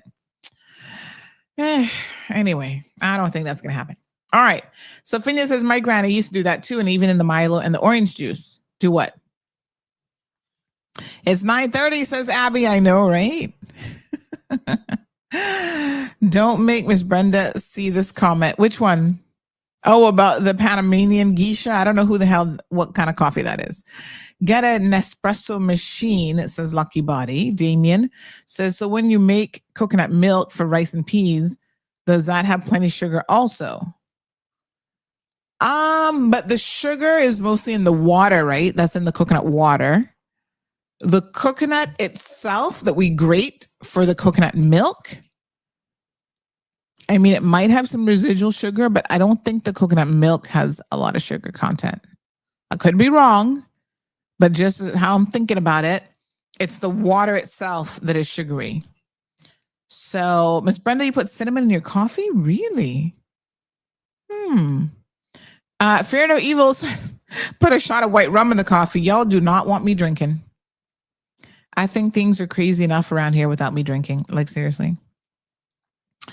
I don't know why Marlon's clock is, somebody else said, I'm not the only one. I don't know why the clock is always wrong, but it does not bother him. He's one of the, that's his, there's actually 5 monitors over there. That his quad is 4. What's 5? I forget what 5 is, but that's his 5 monitor setup.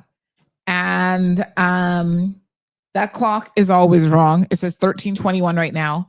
And that just doesn't bother him. And I'm the type of person that I don't really see it when I'm here, to be honest. I don't look at what's behind me, but it would bother me if I was sitting in front of it and it was wrong all the time. But doesn't seem to bother him, honey child.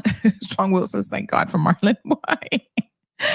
Okay, if I didn't know better, go get my second cup. Okay, I didn't know. I better go get my second cup, says George. Yes, keep drinking it, honey child.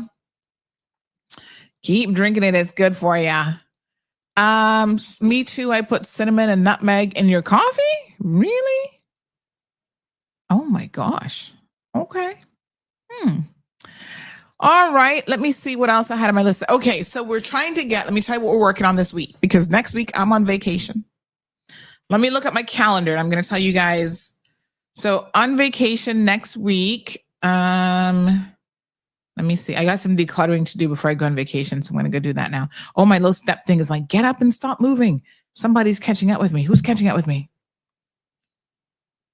Okay. It was congratulating me on yesterday, over 1,600 steps yesterday, but I got to get moving today. Got to get moving. Okay. So let me see. I had to order some more pillows in Amazon. A little miniature decorative size. Nowhere in Cayman could I find those. I tried. And I even went to, the little 16 by 16 that you put in the decorative. I even went to Super Stitch to see if they could just stuff a pillow for me. And they're like, no, we're out of that. Sometimes the simplest things in Cayman, you cannot find. I'm just saying. That's why I love me in Amazon. Because 99% of what I need can be found in Amazon. I'm just saying. Anywho, hold on. Oh, I was going to show you guys something I just saw that I think is so cute. Hold on. If you're looking for decor ideas too, okay. I want to share a secret with you guys. Come a little bit closer. I got a secret to share. So I've been talking kind of around this project, and I've been telling you guys that I've been working on something. CMR officially has recording studios. We're going to do a tour, but we do have recording studios, and they look amazing, if I must say so myself. And so I've done like the decor of the office space. It's like a whole office.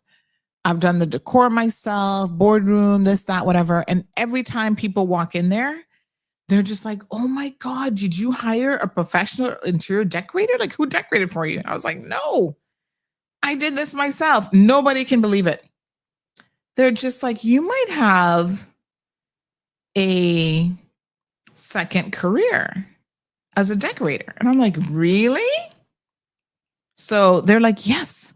So the little details, I'm going to show you guys a few pictures, but then we're going to do a proper tour one day. I'm going to make you guys see. So I'm going to do a proper tour. There's still some bits and pieces that are coming. But I'm going to show you guys some of the space, and then you can tell me what you think. But we actually have, a proper, office space now. And it does look amazing. I mean, it's been a labor of love, and I have been working on it for the past November. So I started like November, December, January, February, March.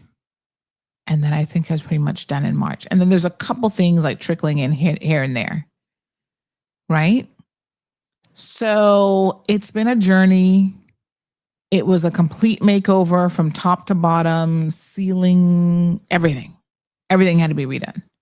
Flooring. And so that's why I'm broke. and busted. But that's okay, because this is an investment in, it's an investment. So let me show you guys. I'm going to show you a few pictures. But we're actually going to do like a video walkthrough so you guys can see it. And the reason why I'm thinking about this is because we actually have some of my decor elements have come straight from Amazon. So, not for nothing. But let me show you guys. Let me show you. Oh, renovating in Cayman costs money. First of all, let me say that. So if you see me walk around with my little sandwich bag and I'm eating my sandwich, that's because Auntie's broke, and that's okay. I'm happy to be broke for this type of a sacrifice and investment, because it was a pretty penny to do the renovation. Not just getting the place. We actually owned the unit, but we also, the renovation was like killing me. So let me show you. And the renovation was pretty much done out of pocket. And it's a lot. All right, let me show you pictures. You guys getting a little sneak peek here this morning. Those of you who are in class, let me show you. So this is one of the studio recording areas, right? So I'm going to show you guys our first video that we actually recorded in here tomorrow. It was for CIBC. So you can rent this space out as well. So now last week, my guy went in and did the microphone setup and the video setup and stuff like that. So there's bits and pieces that are still being done. So look at this. This is one of my accent walls for the hallway by the reception desk. This is the kitchen. Yep, little kitchenette. An office, you don't have a full kitchen. So a lot of the elements, like the smart ice maker, which makes a nice, soft, powdery ice. Amazon. Yeah. The faucet. Amazon. This is a hands-free faucet. Cabinets. A.L. Thompson's. Big shout out to them. Refrigerator. A.L. Thompson's. All the appliances except for the water cooler. Water cooler came from Price Right. Support local where you can. But certain things, I was trying to save money, like my door handles, they were so expensive.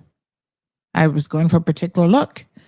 And so I wanted to shop local, but local was too much money. I saved like $1,600 getting them overseas.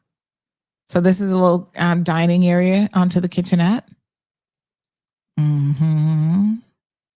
So we're going to do a walkthrough. We're going to do like a proper walkthrough. There's office space. Lots of office space for small office team of like 7, 8 people. So there you go. There's that. I'm still waiting for the privacy skirts in the front of these desks. So those are on the way, I heard. And then here's another one here. I was looking for some of the other. There's another area with a big sofa. Anyway, we're getting there. We are getting there. I must say, it really looks amazing. So I've been getting a lot of feedback on the decor, and everybody's like, "You did this to yourself? Oh my God, this looks amazing!" And so we've got like the ceilings that are like the wood panels. We really, really, went all out. So some of my elements that I have added are actually from Amazon. So big shout out to Amazon. So I'm trying to find another. Oh, this is I want to show you guys this one. I actually saw this weekend at Pottery Barn, I think it is. Overpriced, of course. Let me show you guys what I saw at Pottery Barn. And I actually have this as a wall accent piece. And it's really cool. Let me just see here. Yep. And this represents our 3 beautiful islands. You'll get it when you see it. So it's like a thatch wall art piece. Oh, hold on. It says too many pictures uploaded. So this is our 3 beautiful islands. See? represented. Grand in the middle, cumin black up at the top, little at the bottom. Irvin says, CNN have nothing pun ya. Yes. Take that. So the idea is we have video recording. If you need space for recording, you can book the studios, and we're all set. I think I should do some professional photos, but there are wall elements that I've added. And so some of the pieces I actually got on Amazon. So I'm telling you guys, Amazon has everything. I got some more pieces that I'm going to have those put up in the next week or so. Well, when I come back from vacation, I have a clock. I want to show you guys this one clock that everybody who sees this clock is like, oh my God, where did you get that clock from? That clock is so amazing. And let me show you the boardroom. It's a whole vibe. Like, it's a whole vibe. I've been working hard. So this is why you guys will understand. But I'm like, okay, I got to go. I got to get to work. I've been really, really busy with this project. It takes a lot out of you. And I found an amazing team to work with in terms of the construction. And so, things pretty much went smoothly. Of course, Marlon was in charge of all the tech elements. So he has been busy with networking, and, there's so many things that happen there with the networking.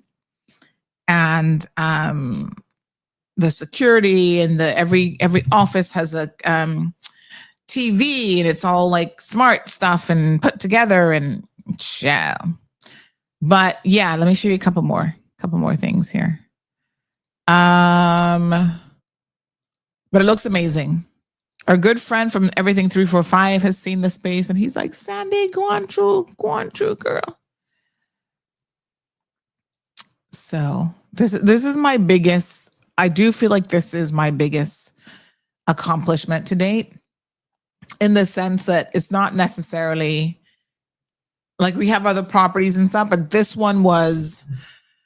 like CMR elevating to a totally different level. Like we taken it all the way and then some.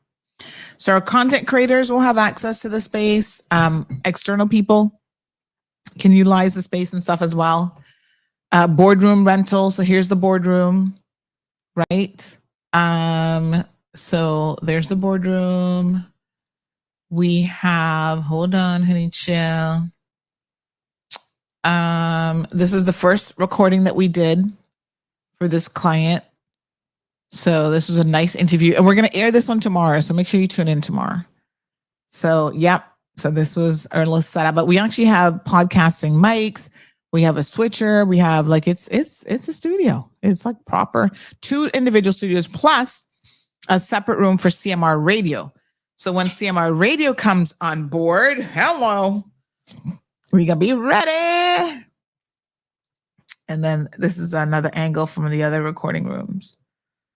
So yeah, a lot of work has gone into it.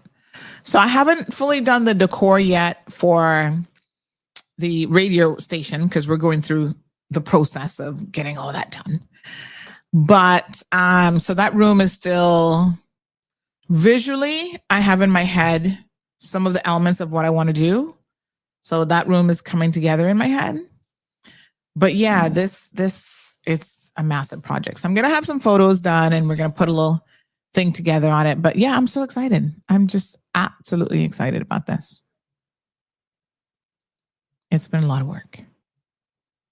All right, but this morning I was looking at this going, OMG, if I had space for this, isn't this just beautiful? I don't know where I'd put this. Like, it's a good room divider, but I don't have anywhere in my house that this would be practical. And so I don't know but boy, if I had a space, I would totally get this. This is gorgeous. And it's gorgeous not going up against a wall. It's gorgeous just like this, how they've used it like in between a room coming off of a wall. Yeah, I love this piece. Anybody could use this? Let me know. I'll send you the Amazon link. Anyway, I'm still putting stuff together. So I did get a few art pieces off of Amazon to add to my other rooms. And so, yeah, we'll do a video tour and stuff very, very soon. Thank you so much, Miss Marjorie. She says, beautiful recording room. I love the colors. Thank you, thank you, thank you. I'm just super excited about it. Anything like a share offer to the public coming up? What does that mean? A share offer? I'm not sure. Strong Wilt says, I hope you pay Marlon for all of his work. This is a partnership. No payment needed. Not in any way that I could possibly describe what I'd be paying for. No, this is an investment in the brand, an investment in the organization, and everyone benefits from that investment. So, did I show you the clock? Hold on. Oh, I don't think I showed you the clock. Oh, hold on, Miss Brenda. Yeah, the clock is, let me get the clock photo off my phone. The clock is one of the elements that I kind of added lately when I saw it. And I'm actually wanting to buy a second one to use at home, but I legitimately have nowhere at home that I can think of, because it's one of those pieces that you need to showcase it in a location. Oh, yes. Here's when they were putting it up on the wall. Well, we hadn't put it up yet, but we're looking at where to put it. Okay, hold on. I can kind of show you. We were going to put it in reception, but then it was hanging too low. So that was not a practical space for it. And then eventually we put it in the reception area. So people going to the studios would see it, but it is gorgeous. Absolutely gorgeous. I love clocks. Like I'm a clock person. Like I think clocks are like gorgeous accent pieces. And this particular one really, really is. Like I said, if I could figure out where to put it at home, I would totally buy this clock for home as well. Okay, let me see. All right, so this is, I'm going to show you guys where it ended up. We were looking at a few locations for it, and we weren't sure at first positioning wise. Because it's so beautiful, it would have worked in reception because then everybody gets to see it. But here we go. Hold on. 1 second here. And this clock I purchased locally. So this was from a local provider. So let me show you guys. So this is when we were thinking about putting it in reception, but then people sit in the reception lounge. It was a little bit too close to their heads, and it's a really big clock. So, and I think too, if that fire thing above it, what is that? Some kind of fire alarm or whatever. If that wasn't there, it might have worked because we could have gone up a little bit with it. But in the end, we said nope. So then it was going here and part of the wall for reception. So just very minimalistic. And then this became its permanent home. That wall is the only thing that's on that wall. And then next door to that are the two studios. And further down the hall is CMR, space for CMR radio. So, yeah, I love it. Oops. There we go. I absolutely love it. And I really, like I said, I'm thinking hard. Is there somewhere in my house I can put that same clock? Because I love that clock. Right? It's so different. I'm still thinking. I don't know yet. I have a really nice piece at the front door that's like a bamboo. I bought it years ago, and every time people say like, oh, but it has like a bamboo thing. Like that would be the only place I could put that clock. But I love that other piece so much that I don't want to part with it. So these are the hard things of decor. Yes. Mall Road Interior Designs. Mall Road Conference Room. Congratulations. Keep going. Thank you so much, my darling. I appreciate it. This is what it means to be broke and happy. Page taken. Entrance is a good spot for it. Yeah, it would have been. Oh, partnerships. Oh, no. Partnerships. Not really. I mean, we have a space available for rent. We are advertising that for a team. Like I don't want to do individual rentals. We want like a company that needs about space for 7 or 8 people. Ideal for that. And it's beautifully done. Like it's move-in ready. Like you have everything you need, right? All of the security, the swipe cards, the like everything is like all high tech. Marlon has done an amazing job with all of that stuff, I must say. We got backup internet. We got Starlink. So local internet goes down, you can still work. You can still sit there and keep working because we got Starlink. And can I tell you, them Starlink speeds are clicking. Ooh, 200 and something, 300 on the upload or download. Yes, honey child. Let me see. Starlink. So, yep, he's got Starlink all connected for me. I'll have to see. But yep, he's in charge of all that. You guys know that already. So when we did a speed test with Starlink, I think we were getting, so now he's doing all of the conference room elements. So all of the conference room, let me see. Is this one Starlink? No. Hold on. Oh yeah, here's Starlink. Let me show y'all what Starlink speeds were. They were decent. I mean, I'm not complaining about them kind of speeds. So yeah, so there's still stuff to be done. It's not 100% done yet. There, but more minor stuff. Like he's working on the networking, not the networking, but just setting up all the conference room.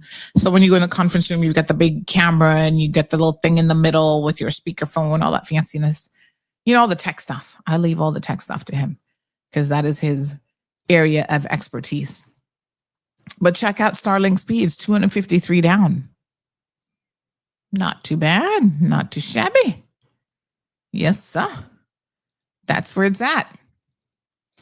So that's our backup, though. So big shout out to C3. C3 is going to help us there. Thank you so much. Proud of you and Marlon. We appreciate it, George. Thank you so much. Just quietly doing your little thing. But I wanted to share this with you guys because this is just elevating our brand. Oh, I like that name, Miss Brenda. SMG Designs. Sandra, Marlon, and Gigi Designs. Yeah, it's come together. Really, you know, I am... You know, sometimes you work really hard in life and you don't take a moment to say, oh, you know what? I did a good job here. I'm proud of myself. But this one, I must say that I have to pause and say, wow, it was a team effort. We have done a really amazing job and better and greater things to come. You know, I have to budget. So that's why I'm telling you guys, you can't just, Rome wasn't built in a day. So even in terms of let me show you guys, the video guy was there last week, setting up some of the video stuff for me, the cameras and all that kind of stuff. And every time he goes by, he's like, oh my God, Sandra, you've done such an amazing job. And I'm like, oh, thank you so much. And so, you know, I couldn't get all the cameras at one time. So I'm like, okay, we start with 4 and then we're going to add on and we're going to, you know, so yeah, you do it. Like, you know, pace yourself. Yep. And the lights. So he did like the light setup, the cameras. So we got like professional lighting. I'm so excited about it. It's really, really, we're going to do a proper walkthrough. We're going to do a video because for you to appreciate it, I think it requires a video walkthrough.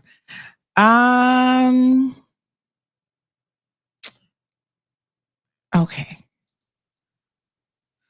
All right. So we'll talk about the robbery tomorrow. I think I have a guest that's coming on tomorrow from the Ministry of Youth, Sports, Heritage, and Culture, or Culture and Heritage. And so we also need to talk about JTC. That labor decision is a really, really big decision. So make sure you guys tune in for that. And, oh, thank you, Miss Anita. She says, congratulations to you and Marlon. Irvlyn says, I see the clock up on the wall, but don't bother me at all. It's ever-changing time. Thank you, thank you, thank you. Ms. Brenda says, I'll copyright it and you'll have to pay me for it. Oh my goodness. That's too funny. All right. So I need some plants. I at least need one real plant, I feel like, in there. So if you have any suggestions about plants that do well inside, let me know. That probably doesn't require a lot of attention. Do let me know, because I definitely want to get one of those. And then, yeah, I got two wall pieces. One is in recognition of our seafaring heritage. I feel like I needed something in there. And you guys, if you see the space, by the way, if you want a little miniature tour, just message me. I'm happy to show you the space in person.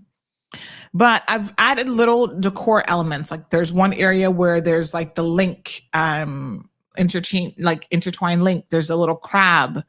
I've got some turtles, which I just got from Amazon. I'm going to go put those out. So you guys know I love turtles. If you didn't know, I actually love turtle imagery.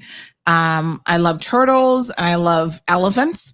So I always try to work in a little elephant and a little turtle somewhere. And so I've got those. And I got a frame of like some sailing ships for seafaring.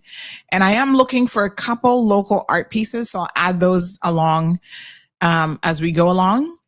Because again, I've got some at home that I could literally just take off the wall and put there if I wanted to. But there's an artist, Mr. Sewell. He's always at the Red Sky at Night, Jamaican guy, but he's been here forever and he does some really, really amazing things with art. So I'm going to get a few pieces from him and put in there as well. And let me just show you guys something else. Some of the other little pieces that I've added. So I've got all of my digital wall clocks for like the radio station and stuff. And then this piece, because again, I thought I need something with boats and sailing and whatever. So let me show you guys this. This is one of those metal pieces that I'm going to figure out which wall to put this on. And I also think decor should be fun. So let me show you my little turtle that I got. He's the cutest little thing ever. He's actually a meditating turtle. Mm-hmm. He's Zen. So there's this one where he's like, having a meditative moment. And then there is, there's one more version of him where he's like meditating like this. These are my meditating turtles, honey child. So I'm going to add those to some little areas. So I have him. I got to go by the office today as well. And I've got this one. Aw, are they not cute? And so anything that you can think of, like decor wise, like it's got to fit. So I am going to put this on a wall. And we do have a green screen as well, so we can do virtual walls if we need to. Like we're ready. We're ready. Thank you so much, Miss Marjorie. I know I love turtles. Look at this one. I've had some really cute turtles. And you know what? Gianna has a love for turtles from she was a baby. Every time she saw a stuffed turtle, she wanted it. She just absolutely loves turtles. And so do I. So, but yeah, we got some good turtles that we're going to put out. I did the kitchen, got all my dishware. Like we're ready. We're ready for guests. We're ready for serving coffee. I actually don't know how to make coffee. This is a confession. I don't know how to make coffee since I don't really drink it, but I can learn. Why not get Al Ebanks to do something for you? He can customize for you only. I will talk to Al. That accent wall that you saw, I was thinking of doing something maybe a bit more with this accent wall. And then I thought, you know what? I'm actually going to keep it very kind of minimalistic and clean. So let me show you this. This is a very long wall. And I was thinking of doing something artistic here. And then I just decided to do these panels and leave it just like that. But the idea I had for the panels originally is inside of each panel, I was going to do a mini, because they're not that big, right? But I was going to do like a miniature picture of something related to Cayman. But then it would get like Miss oh, by the way, I know a lot of artists as friends, you know. Miss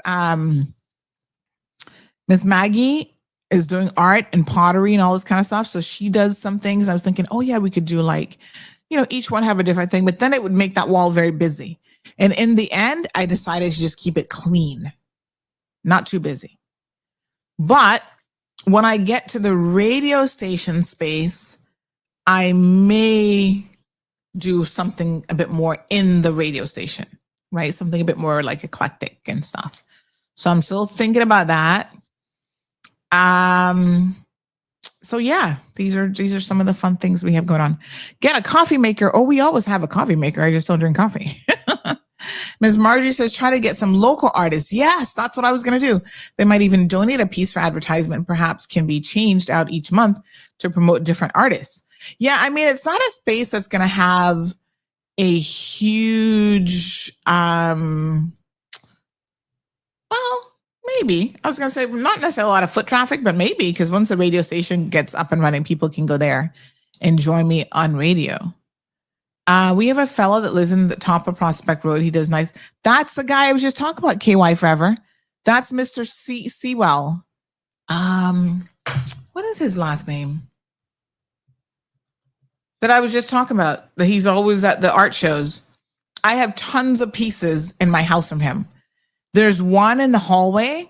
We have a long hallway. Long. I'll put that in quotes. Not that long, but you know, the longest hallway we have in the house. And I needed something kind of big for that.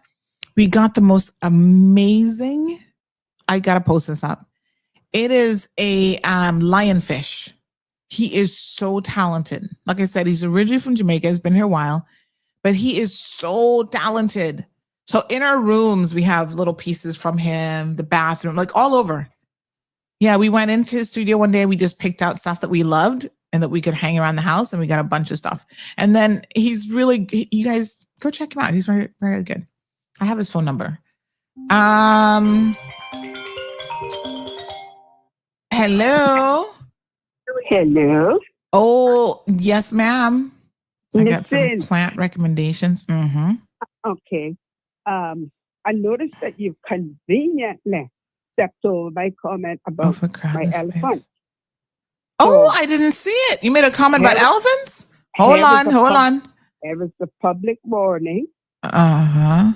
Stay away from my You know. Oh, you do? Oh my gosh. Yeah.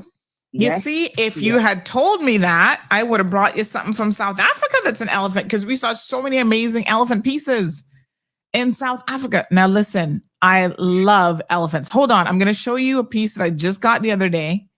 But I hope you're buying them with the trunk up. I think the trunk is always up. That's supposed to be. It has to be, right? Yes. Yes. I have a couple pieces. I know Miss Stacy broke one with one of my elephants. I know. Oh. And I think I can't remember if it was one with the baby and the mama. Oh, it's a good thing it works for you, not for me, because I know her, and as much as I love her, I think I had to put her down. Don't mess with my elephant. I've been collecting elephants when I was a little girl. Aw. Well, there's one right here. I'm gonna show this one because you're gonna love this one that I have in my office. Like, I'm looking at it. It's on top of a little speaker box. It's a little tiny one. But I have an elephant here in this room. I have a couple by the front door. Like I'm an elephant collector. So and do you know you always have to have them facing the entrance? Oh, I didn't even know that. But you know what? I've got another piece that is this is the one that I have in my office. He's a little elephant with coins so he's like good luck for finances. Show it. Let me see. Can you see that one? Isn't he cute? Yes, he's I've got cute. hold on, I can grab him. He's like right here. Where did that one come from? Amazon. Okay. This is an Amazon purchase. Yeah. But this is him. He's so cute. I have elephants from everywhere that I've traveled to. Wow. Yeah, we have a couple that we got from when we were in Africa. And the last one I bought for the office was this one here, because I thought this is actually, this one's actually quite heavy. But this one is a sculpture piece about family ties, is what it's called. Timeless symbol of family and team togetherness. So the whole vibe for this one was to encourage positivity of helping each other. So it's like elephants pulling each other with their trunk. And you see the little one over the ledge being pulled up by the other two. So that's how we should be as families and as countries and communities. Yep. But I actually have a table that is like the elephant trunk, and then the glass piece goes on top. And a little kid came over many years ago and actually broke the glass piece. And then for the longest time, I didn't replace the glass, but I had just the elephant there. And I still have that. And I think we finally got the glass piece back. But oh my gosh, I did not know that you love elephants. So do I. Well, and you know, like I say, I don't need anything else in, you know, as a gift.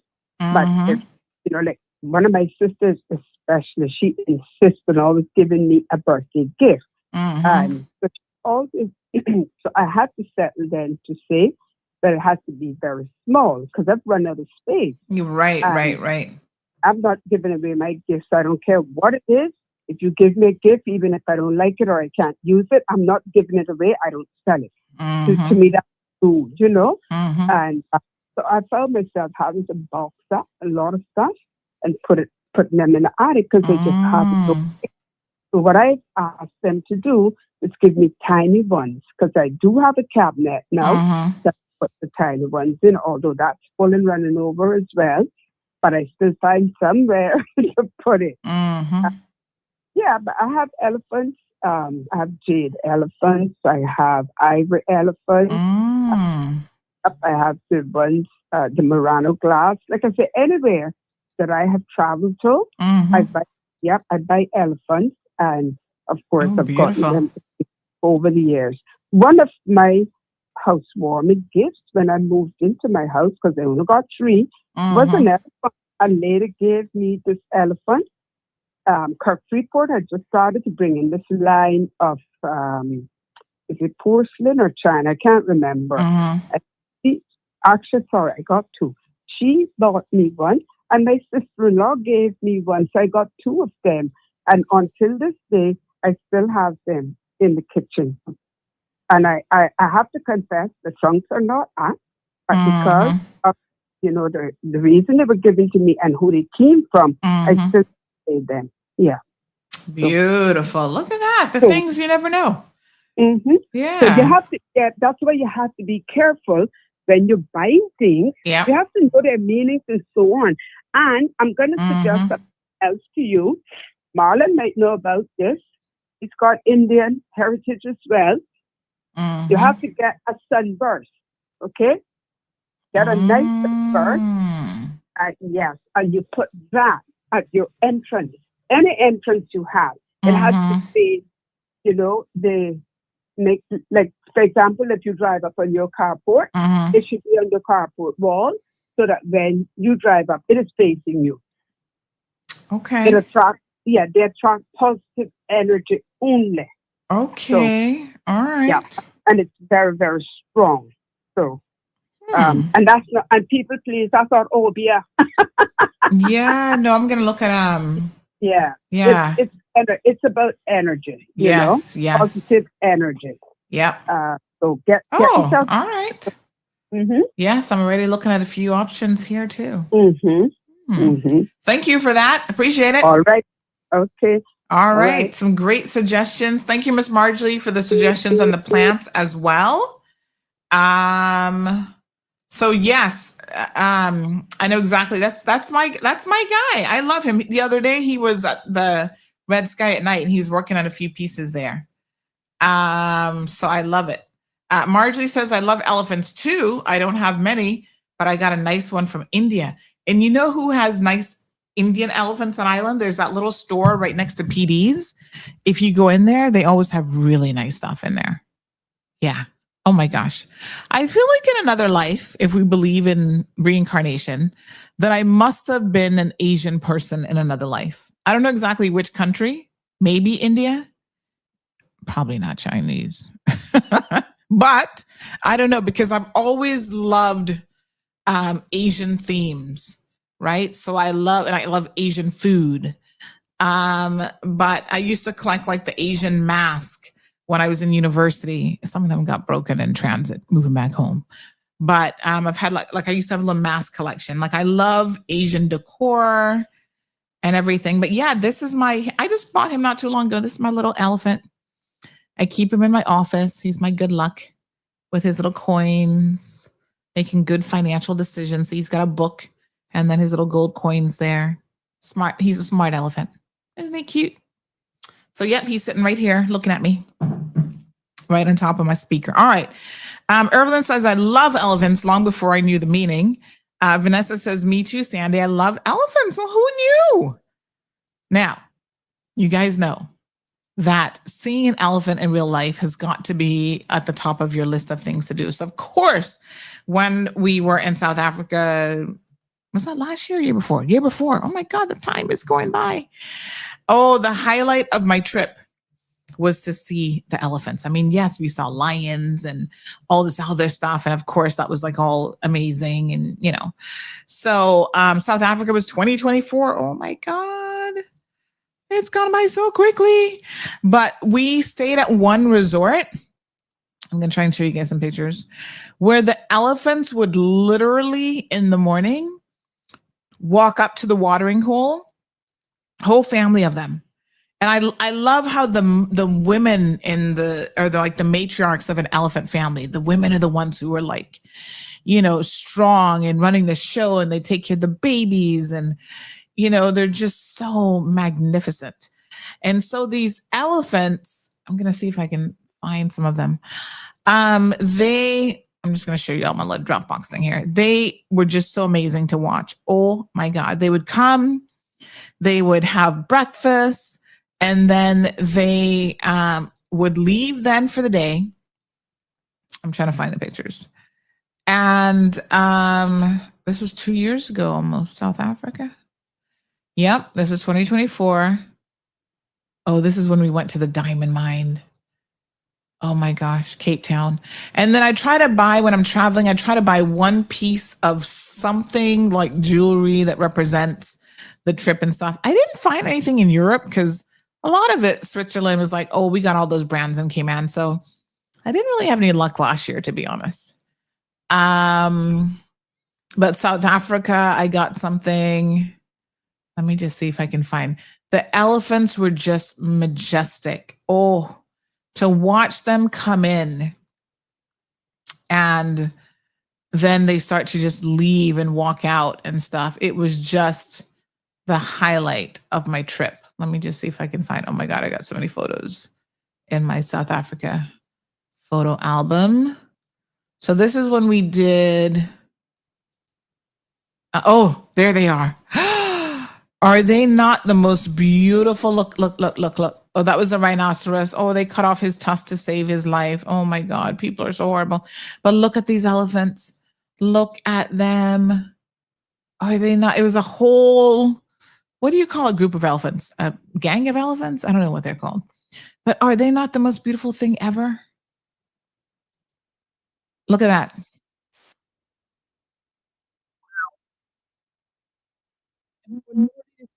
Breakfast, and there's a little fence between us, and these are the elephants.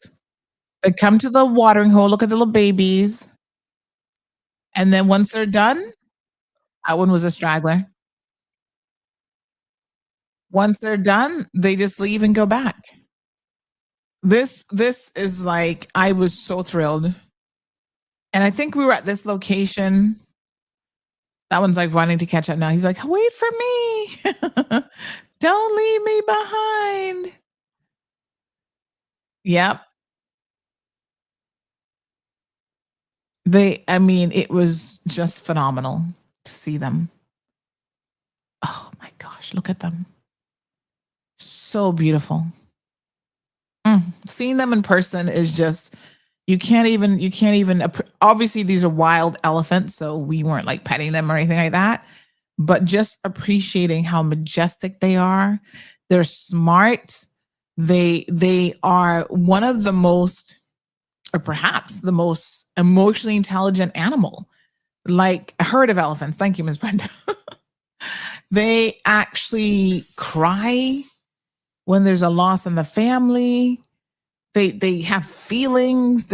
Oh my goodness, they're amazing. They have a good memory. If they don't like you, they don't like you for life. Trust and believe me. Oh my goodness, I was just in awe. So we got lots of pictures of, these are some other. We got lots of like pictures of the elephants, videos of the elephants. This is some of the local artists. They're making little things. I know I have more elephant pictures and stuff, but they were just so majestic. Yeah, so amazing. Yep. They were doing like artwork on your face. It was such a memorable trip, and definitely one of the highlights. There's lots of memories here, but one of the highlights of it was definitely the elephants. We got pictures of them, of the lions. This is one of the other places that we stayed. You know, it was just so picturesque. And there was one location that we stayed at where I was actually having a massage, and right outside the window, it was at this place, I think. Right outside the window, an elephant came and just hung out there for a while I was getting my massage. Literally right outside my window. I think I took a picture of it. I'd have to go look. Oh, this was our helicopter ride in Zimbabwe. But yeah. See, this one says elephant. What does that say? Elephant Hills something. I can't read the rest of that, but they're just amazing to see. So if you've not done an African trip just for the elephants alone, trust me, do it. You will not. This is the Zambezi River and waterfall. Yeah, I'm so excited. So next week, Auntie is going on vacation again, because this is what life is, makes life worth living. Taking these vacations and exploring and seeing the world. So I never tell you guys where I'm going until I'm back. So when I'm back, I'll share photos. We'll do the vacation recaps. I'm gone from, we have a show every day this week. So gone all of next week. And then I'm back on the 6th, which means I'll be back on the 7th. I don't even know what day of the week that is, but whatever that Monday will be. So yeah. So we had a good time, get to meet some good people along the way, of course.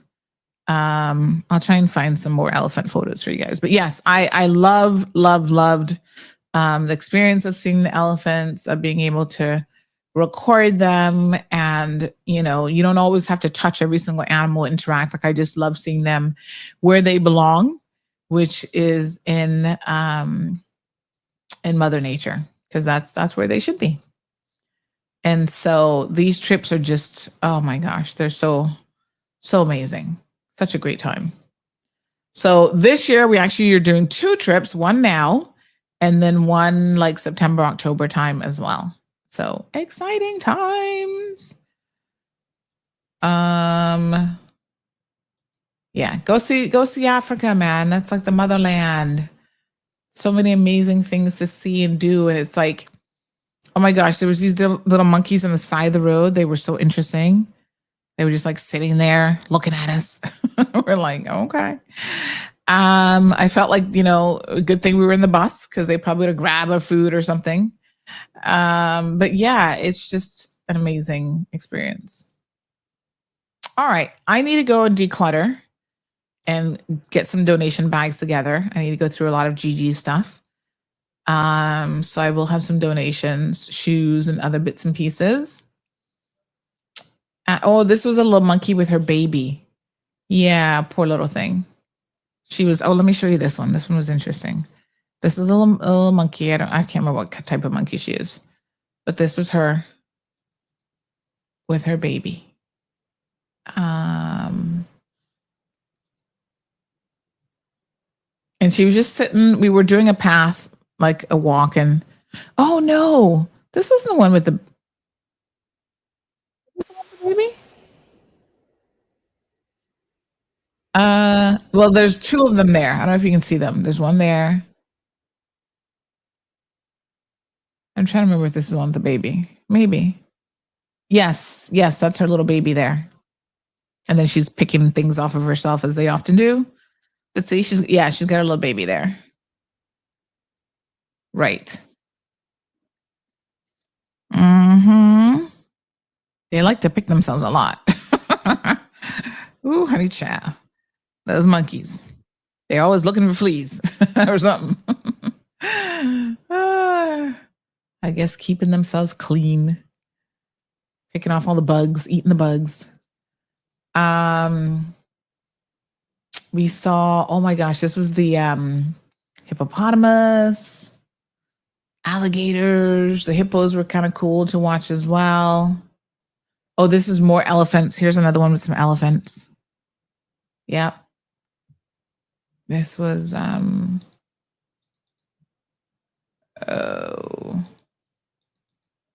me see. It's hard to, you have to zoom in a little bit here. Let me see. 100%. So see, there's rhino, at least one or two rhinos, and there's an elephant right there as well. Mm-hmm. And they blend in with because they're coloring and stuff. You have to be looking because they just blend in with their surroundings, which is good to keep them safe from prey and stuff, you know. So we had some African men dancing. Yeah. Anywho, it was lovely. This was some goats just walking down the middle of their town. They were like on a little afternoon stroll. We were like, okay, this is the kind of stuff you might see in the Caribbean too. Yep. They're like, okay, we got places to go. Yeah, whole bunch of them. We're like, okay, we got somewhere to be. Just leave us alone, unaccompanied. They were just out on a stroll down the middle of the little town. This is right by Mandela's home where he was born and grew up.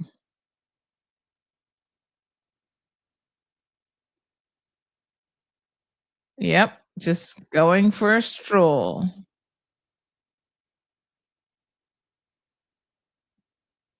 I guess it was just follow the leader. I don't know where they were going, but they seemed to have known exactly where they were going. They were unbothered. And so we just captured them. But yeah, this is right by Mandela's house. Such an interesting story. Anywho, look at me reminiscing about going on vacation and I'm about to go on another one. Oh, well, Miss Virginie says, change the subject a little bit. Tourism police may be implemented in our islands and strategic places, information prevention, crime. Girl, we need more than just the tourism police. We need police 24/7. I mean, everywhere. My next trip, Africa for sure. Oh, you'll love it. You love it. I love monkeys too. There used to be one at the local police station when I was a young girl here in Cayman. Oh yeah. I'm not really too crazy about monkeys though. They're kind of tricksters. I used to go there to see it. Apparently someone had brought it on the island. It was confiscated and held at the station. That was the story I heard. Okay. Why do people say that Africa is the motherland but refutes Columbus discovering the New World? Africa can't be the motherland if people were already on the western side of the world and Columbus brought over the Africans as slaves. Huh? Too deep, Anthony, too deep. All right, we're going to run. You guys have an amazing day. So tune in early tomorrow. Like I said, this week we'll have a full day of shows. I'm also trying to get someone from immigration on here to talk about some of the new immigration changes. We're going to play that immigration video that has been going viral. And we're going to talk about the implications of that. And yeah, so we're going to have a full week of shows. And then next week we're off. And then the following week we're off, right? So it's like 2 weeks, but one of those is like a holiday Monday, so it's not going to feel as bad. So let me just look at my calendar real quick. So yes, I'm on official vacation from Friday evening. So then we got all of next week. And then I'll be back on the 7th, which is the Thursday. So that's not too bad. It's like next week and then the following week. Yeah, we'll be back before you know it. All right, folks, have a beautiful day. See you tomorrow. Bye-bye. Thank you for tuning in to another episode of The Cold Hard Truth on Bobo 89.1 FM. Cayman's #1 talk show is live weekdays from 7:30 a.m. Never miss an episode again. Watch anytime on CMR's Facebook and YouTube channels for the latest show episodes. Don't forget to follow us online on our social media channels. And visit CaymanMarlRoad.com for all the latest news and community happenings.